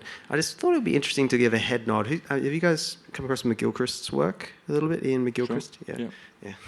So so that we talk about, I mention him, bring him in because he seems relevant to the subject of animism and the question of whether or not we infuse the surrounding environment with life or not. So would anyone like to sort of, would you mind giving an account of his? Well, I mean, McGilchrist is a psychiatrist, first and foremost, but I guess his latest work kind of crosses over into something much broader than that. The Matter with Things is a very interesting piece of work where he's essentially pointing out some of the problems of a materialist perspective. And being trained as a psychiatrist and a neuroscientist, it's always interesting when those kinds of thinkers generate those propositions. Is essentially, I think, articulating a kind of process view of the world, and that's one which is in good company in the people we're speaking about. I mean, we've spoken about James, Whitehead. Yeah. These people all espouse a similar kind of ontology, and I think Merleau-Ponty. So I thought with the neuroscience, it's interesting the way that he speaks to the right hemisphere constructing a perception of the environment as one which has more life sort of infused in it, where there's more projection onto external agents as or external phenomena as agential. Do you have any reflections on how hemispheric lateralization might play into the metaphysics that we develop Either Chris?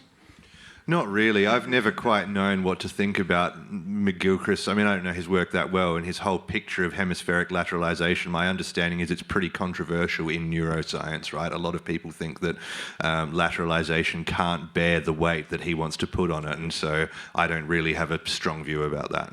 Yeah. Great. Well, so tying this on into naturalistic spirituality, Chris, I know just before we move into questions, I thought it would be good to, how does this all come back to the thesis of your work, Philosophy of Psychedelics, the textbook, Naturalistic Spirituality?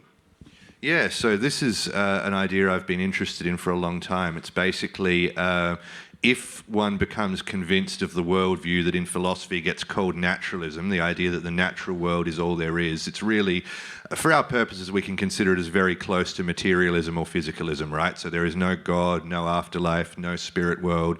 The mind is somehow something that the brain does, and so when the brain dies, that particular mind finishes. If you come to be persuaded of a worldview like that, does that mean that you have to reject spirituality, or is there room in a naturalistic worldview for something worth calling spirituality? And so the intuitive answer is, well, no, of course not, right? Spirituality is about metaphysical beliefs in spirits and in the spiritual, right? It has to be about believing that there is metaphysically something more.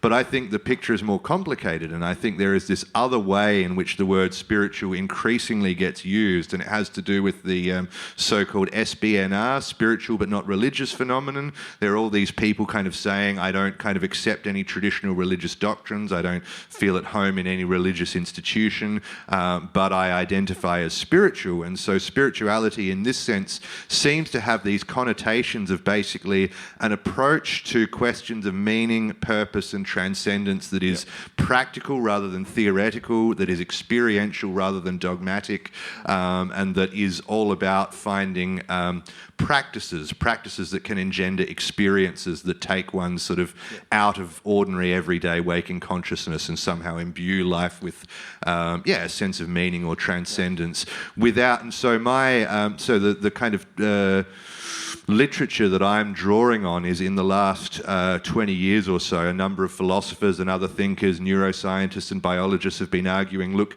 there is room for something like a naturalistic spirituality. If we take the term spirituality in this term, then there are practices that can legitimately be called spiritual that you can engage in as a naturalist in intellectual good faith. You don't need to believe in a cosmic mind or a God or a spirit world to engage in the spiritual dimensions of existence. And so there's a really nice paper by a philosopher called Jerome Stone where he surveys all these different accounts from philosophers and scientists and others of what would that actually look like, you know, what would a naturalistic spirituality be about, what would it involve? And he extracts three pillars, right? He says what spirituality is all about is connection, so enhanced feelings of connectedness to self, to others, body, senses, the world, etc. Aspiration, so aspiring to realize our ideals and embody our values, and asking the big questions, so the questions traditionally addressed in philosophy, but that psychedelic experience also opens up, you know, why is there something rather than nothing, what happened before the Big Bang, these kinds of things. And then Stone makes this interesting point that all three, connection, aspiration, and asking the big questions, are all ways of breaking through the narrow walls of the ego. They're all sort of forms of what the philosopher Iris Murdoch called unselfing, of sort of inhabiting an experience and a perspective on the world that is no longer so tied to the kind of cares and concerns and goals and interests of the individual self. And I think the parallel between, and this is all like completely independent of psychedelics, right? But I think if you map this onto what comes out of psychedelic research, the parallels are striking. So when you read qualitative interviews with people in psychedelic clinical trials, some of them are meeting God, some of them are going to the spirit world, right? Some of them are not. Some of them are saying, look, I'm a materialist. I've always been a materialist. I'm still a materialist after this profound, powerful, transformative experience. I still don't believe there's anything more to reality. And yet the best word I have for it, the only word I have for it is spiritual. This was a spiritual experience. And when you look at the themes that are common to people who visit the spirit world or meet God and people who don't, you find that it maps on exactly to what Jerome Stone is saying. You get connection, aspiration, asking the big questions, and on the theoretical account that I develop in my book, I think it is plausible that all of these are ways of breaking through the narrow walls of the ego. They all result directly from the disruptive effect that psychedelics have on the neurocognitive machinery of self-representation in the brain. Wonderful. Thank you, Chris. Tro, do you... Yeah, I just really liked that. I thought it was great. I found a great affinity when reading Chris's book, when I was reading through that, because I'd often thought about the need for a this-sided metaphysics, a kind of a way of creating a deeper sense of connection and engagement with the world, a transcendence that doesn't go away and elsewhere, but actually is present to the material world, and that there is more present here than what may necessarily be immediately available to some people's perception. So I really liked that and I thought it was great. So for anyone who wants to follow up this naturalistic spirituality described by Chris, check out his book in Philosophy of Psychedelics. Let's give it a better plug. Everyone go home and buy this tonight on Amazon. It's fantastic. In all seriousness, it is the best book that you can read at the moment on philosophy and psychedelics. So very lucky to have Chris here. Go home and buy it. All right. Thank you for our panelists. Thanks so much. Yeah. I'll just put Lani on for you. We've gone over time, and that was very difficult to stop because I loved it. So we're going to have just a 10-minute break and then come back for Q&A. So bathrooms are just straight down to the left and the right. And Baden is going to be at the APS stand with Adam as well. If anyone wants to chat to them about the Australian Psychedelic Society, feel free to ask questions there, and we'll see you in 10 minutes. Awesome. Yay.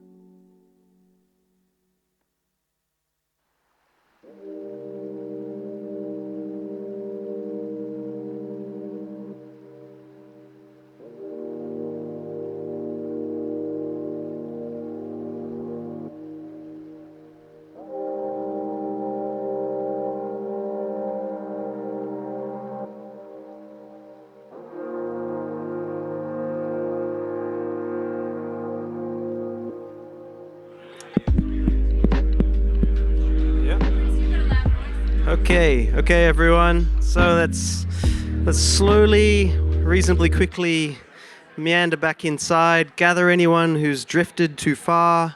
We're gonna tidy this up. We've only got half an hour of questions, then we're gonna get booted out of here. So, yeah, thank you, everyone. Great. Okay, so how are we gonna do this? So yeah, everyone just gets settled. And then are they gonna? There's roving. Oh, hang on. Yeah? Adam, do you mind doing the roving mic for people? Is that good? Great. They're directed to specific panelists, so they can respond. We can share. Yeah, we can share this one. Yeah. Sing out when you want to go. Alrighty, so we're going to have questions from the virtual sort of online audience and also from you guys. I'm going to try and prioritize you guys because you came all the way. So raise a hand if you'd like to ask something of anyone specific in the panel, or more generally, just indicate when you ask your question. Yes? Can you hear me? Yep. My question's actually to all of you, and specifically addressing what Trail said previously, just probably halfway through. I've got significant concerns in regards to, for want of a better word, the pharmacisation of psychedelic substances, in particular naturally occurring psychedelic substances like DMT and psilocybin. I have come from the pharmaceutical industry, and I know the reductionism, the monetisation, the harsh legislation that goes around these sorts of substances. And my question to you is, how significantly do you think that's going to impact your current culture? So, you know, we saw all this vibrant conversation around psychedelics and psychedelic-assisted therapies here. I mean, how significantly do you think, I don't know the word, the pharmacisation of these substances is going to affect you? I mean, you're coming from a philosophical standpoint. Are we going to then see psychedelic-assisted therapy, the entire realm of scientists, of, you know, psychologists who then, you know, you talked about just sending someone away to a plain room by themselves.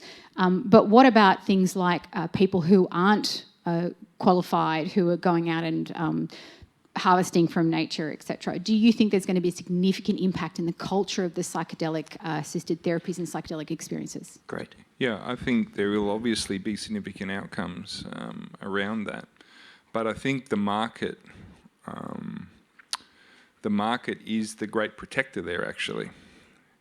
So the expected cost of a dose of psilocybin, what will it be? You know, $400, $600 a dose, or free.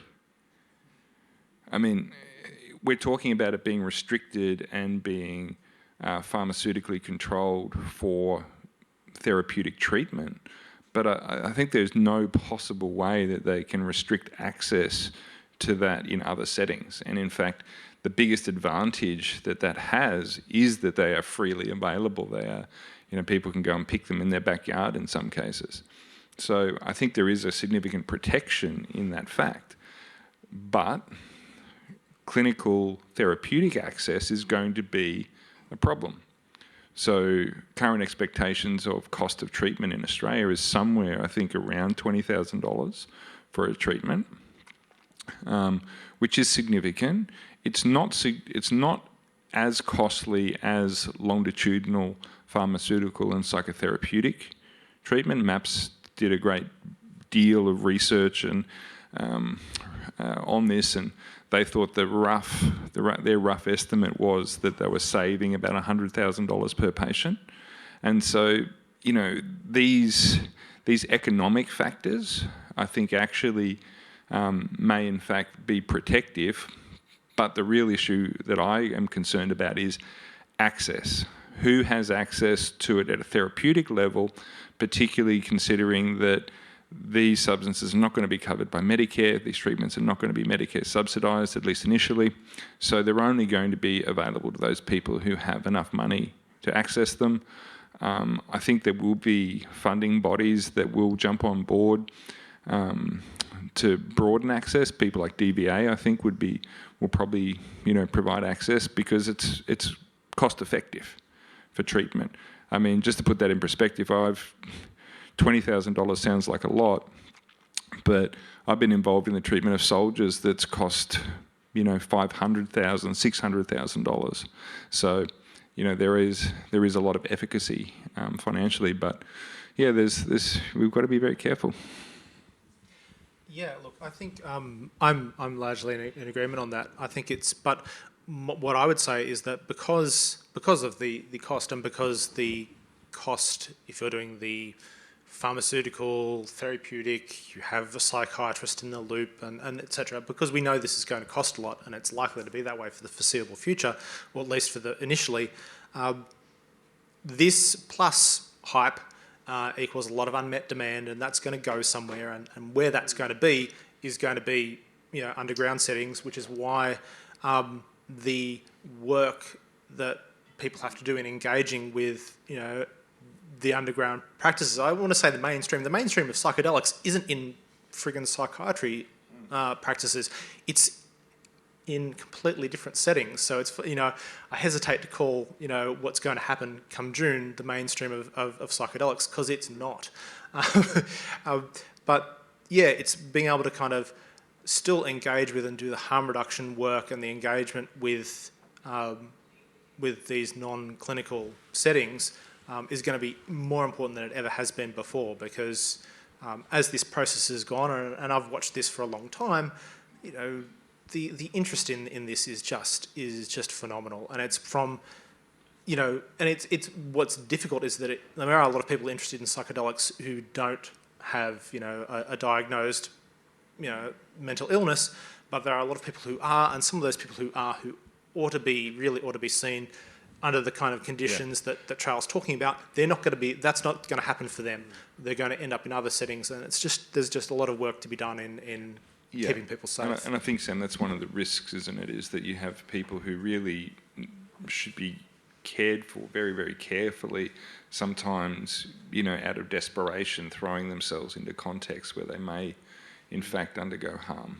And, you know, so there's a lot of work for us to do this in a meaningful way. Thank you. And one question from the virtual audience. Just before we move on to that question, I just want to acknowledge the concerns of patenting, but the reality that, you know, there is unbroken medicine lineages around the world, you know, that pass on from generation to generation, particularly with Wachuma, San Pedro and ayahuasca. Those traditions cannot be patented.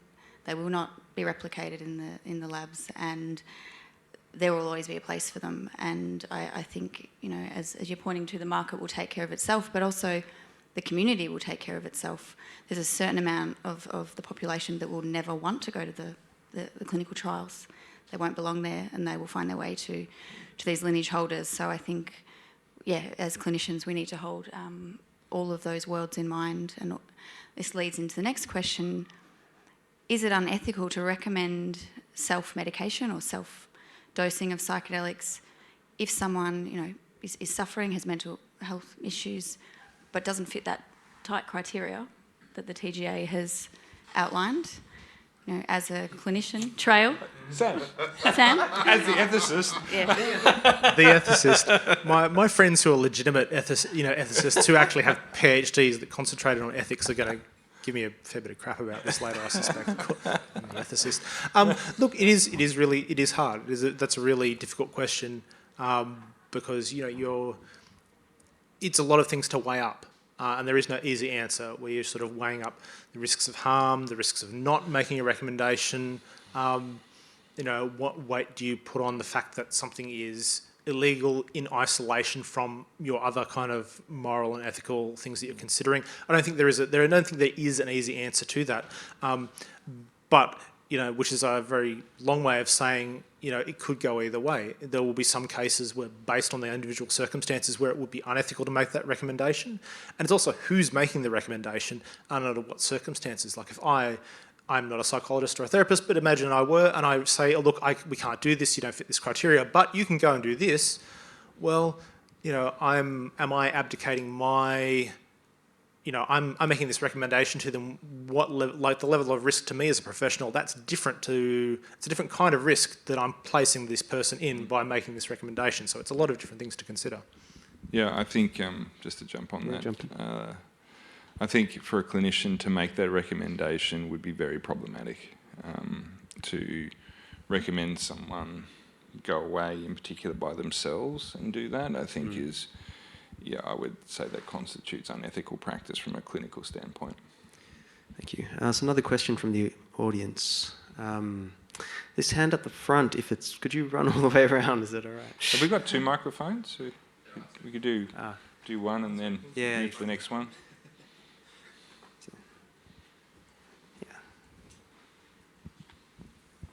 This whole notion of like enlightenment that you hear about from the Eastern traditions, which seems to be very common now in other traditions, this kind of thing about waking up in life, and there are various kind of practices or self-inquiry that sort of leads to what seems to be a very common experience of no self and the recognition of how kind of distorted thoughts are, and a bit about what you were talking about reality just being a false projection, and that there's a knowledge, a knowing that's outside the mind and outside normal thinking. So it seems to be like a universal experience to sort of great sages and people like that have woken up. How does that relate to the psychedelic experience, and can psychedelics sort of fast track to something like that, is my question.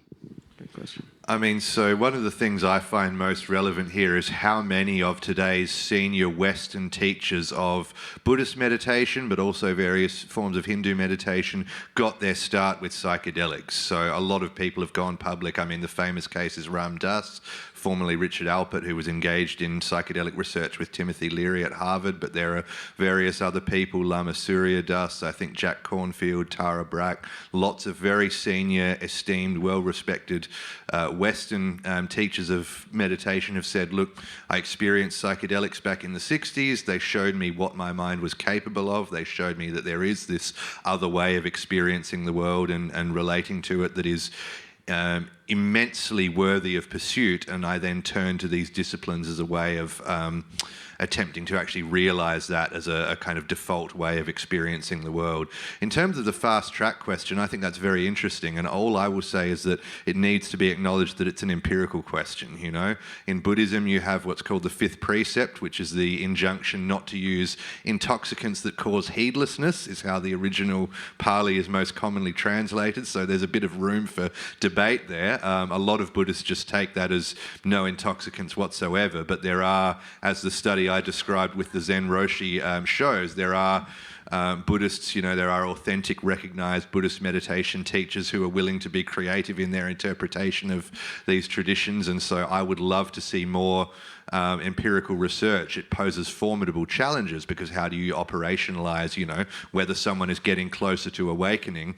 But maybe that question can be answered. I mean, there's a lot of really exciting work going on in neuroscience of getting advanced meditators who purport to be able to have these pure consciousness experiences and looking at what goes on in their brain in the neuroimaging scanner. So I can see the potential for a lot of super interesting research in which, you know, practitioners at various stages in these traditions are given psychedelic experiences and then are studied to see to what extent their capacity to enter various meditative states, insofar as we can evaluate that, actually is enhanced.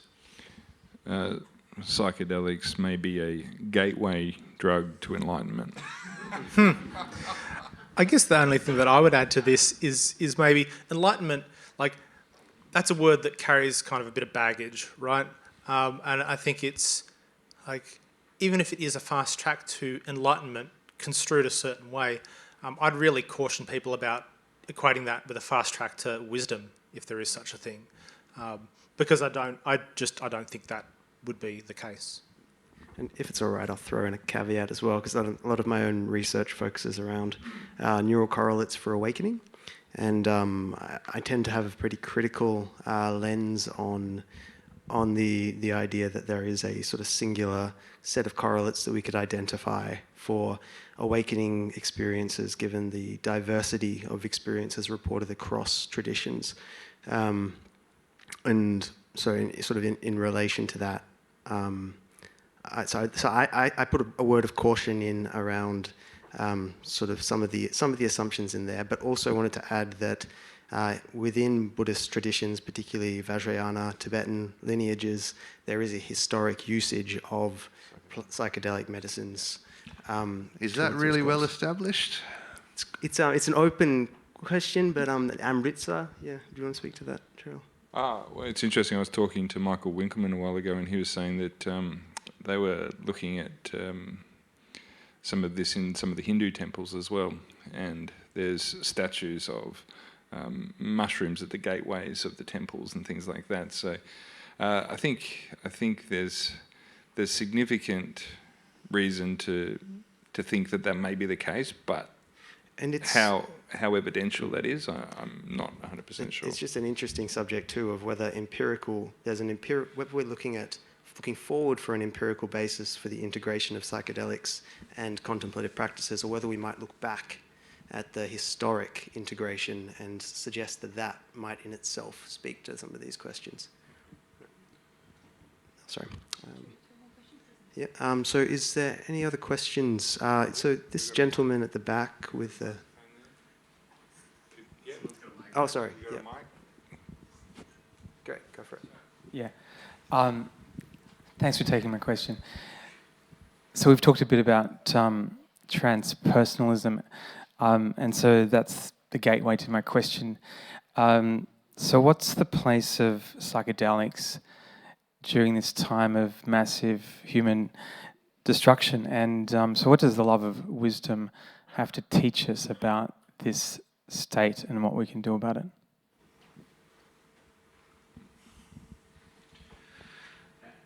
I co-authored a paper recently arguing something that is very controversial, and that you're supposed to be a bit sort of simple-minded and naive if you argue, which is that psychedelics might actually be able to help a bit with the ecological crisis. This is something that people have thought since the 60s, and definitely there are very naive versions of this idea, but I mean there's a lot of evidence now, or a decent amount of evidence, a growing body of evidence, that psychedelic experiences, especially when they're had in natural settings, but even when they're not, even when they're had in the bowels of a hospital, can increase people's feelings of connectedness to nature for, up to a year after the experience. And this, in some cases, has been shown to have behavioural outcomes, to actually increase people's participation in pro-environmental behaviours and so on. And so, I think it's very interesting from a theoretical perspective to try and understand why that happens, right? What is it about these drugs and what they do to the mind and brain that means that even when you're in the bowels of a hospital, the mind still tends to go to this connection to plants and trees and animals and the natural world. But I think there's at least something worth looking at there. There's certainly no suggestion of any kind of panacea or whatever, but what my colleague Nin Kirkham and I argued is that, but drawing on her prior work, she has this, works in the tradition of environmental virtue ethics, which is the idea that the right way to think about our moral relationship to the natural environment is in terms of virtues, these complex character traits, ways of seeing and acting and emoting and so on, that dispose us to relate properly to the natural environment. And our thesis was that the evidence so far suggests that psychedelic experiences, carefully conducted, could help to catalyse the development of these environmental virtues. And so that's something that I think should be investigated more fully, because if there's anything there, that seems worth knowing about. Yeah, if I can just jump in on that, Chris, that's really interesting, because I think about this in neo-Piagetian kind of developmental psychology. Less than 3% of the population is thought to develop post-formally,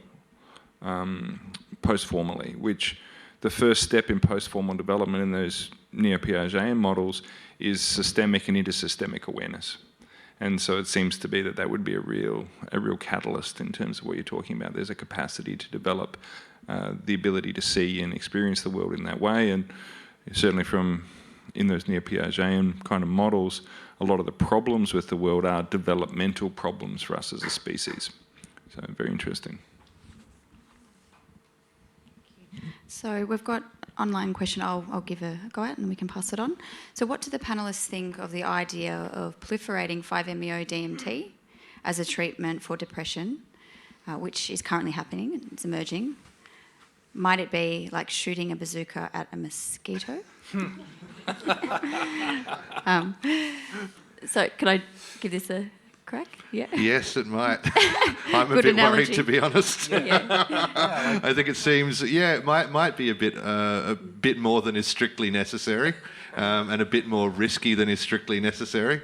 A lot of people seem to go fine with it under controlled conditions, but I wouldn't be surprised if there's a higher rate of adverse events than other psychedelics, even when lots of care is taken. So you have to ask, is it necessary? Is it going to give us something that psilocybin can't, for instance? Yeah, I think that's right. I mean, the truth is that 5-MeO, it is a riskier medicine. There is no way around that. You have to be so much more careful with that than you do with a lot of other psychedelics. So it's it carries more risk, but it is that's that is an experience that's going to be. It is a bazooka, and so I think it's like, well, is it necessary? But if it were, what do we do if it works on the people that psilocybin doesn't work on? And which is, I'm even saying that, I'm thinking about it completely the wrong way, but you know what I mean.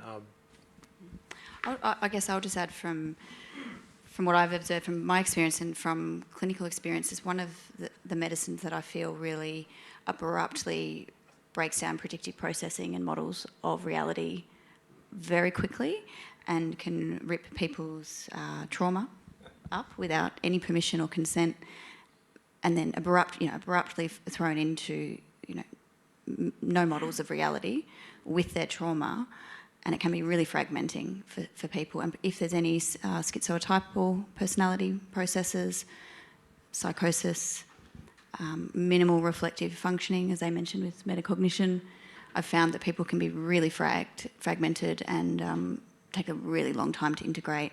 And then if you add a dodgy guide, any sexual encounters during that medicine, so it's one that I have huge caution with.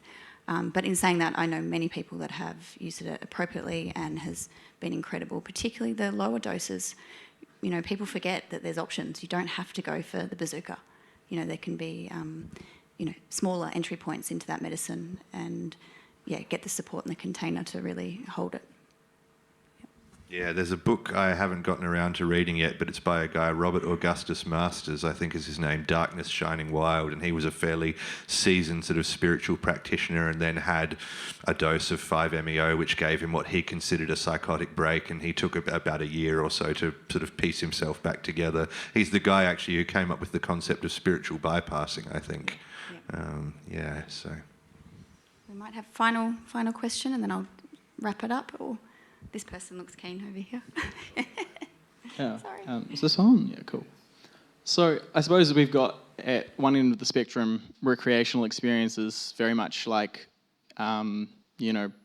separated from the medical institutions, from all this, and then the trials at the other end, and then somewhere in the middle is the murky middle that is emerging, and. I think, Trail, you said recently to me something about, that when people have psychedelic experiences, it can generate metacognition, or it creates a metacognitive view, but they'll generally collapse back into the view that they held prior if it's not sufficiently stabilised. So I guess you can see from that view why a lot of people who have recreational experiences may become unsatisfied over time and head more towards this direction over here. At the same time, obviously what happens and this is in a way that recreational use is now becoming somewhat informed by research and integration as it's being created through the trials and so on. At the same time, obviously the trials are influenced by this history of recreational use or underground psychedelic psychotherapy and all these things. So in this middle, and actually just one thing to throw in that I'm not sure is really on people's radar, but cannabis-assisted psychotherapy may be one of the most immediately accessible psychotherapies in Australia, or here in Victoria particularly, because the legalised cannabis party won enough seats that they essentially hold the balance of power here in Victoria.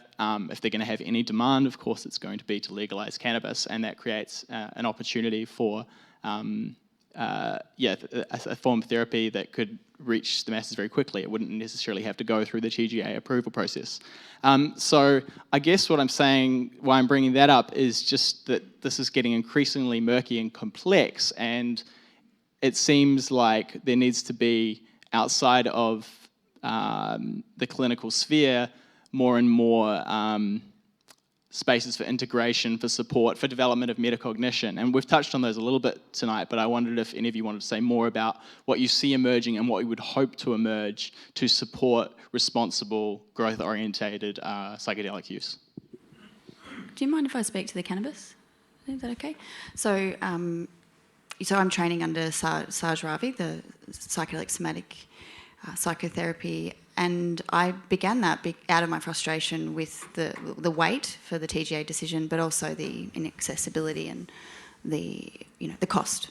So there are psychedelic therapists in Australia that are legally able to work with people with cannabis, and what we're seeing is that it's a huge potential for PTSD in a way that might be a little bit unique, and Trail can support this as well, but really from a relational perspective, from a bottom-up processing, so somatic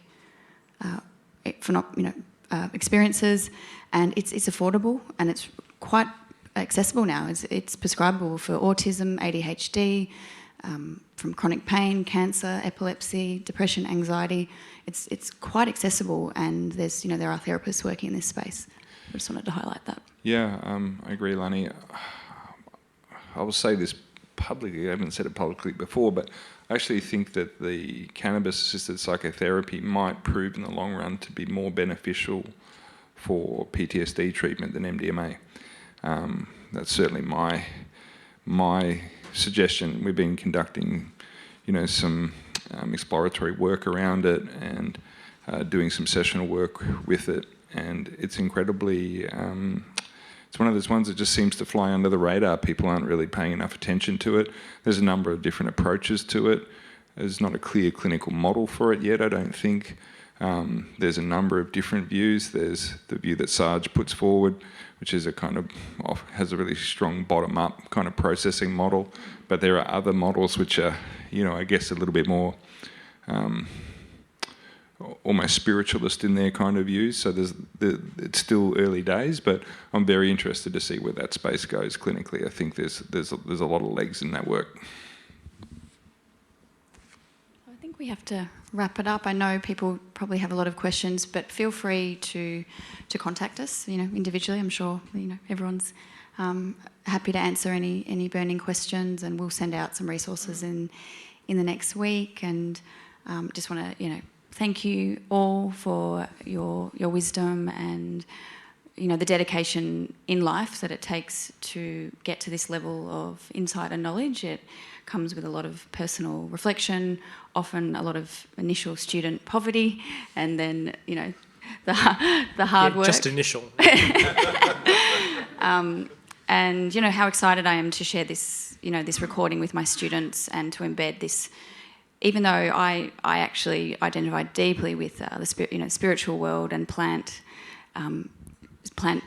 phenomenology, and the opposite to you, Chris, I'm so excited to weave this into my work so that I stay grounded, so that I can support people to find their perspective, and be really cautious of what I bring to the psychedelic container, because when we talk about what could go wrong in this psychedelic space, it's the humans, and if we don't have that reflective capacity to see what's ours and support clients to find what's theirs, I think really important. Just thank the panel one final time. Yay!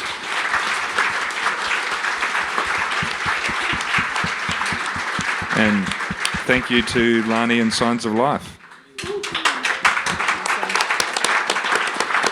And shameless plug, on the 8th of June, we've got a webinar focusing on psychedelic cults and narcissistic leadership and the whistleblower phenomena. All very real in Australia and overseas, and I invite you to attend that, because a group of us have developed some pretty sophisticated harm reduction resources for professionals and clients entering this space, so that they can self-assess who is safe and where to work and how to look after themselves. So thank you.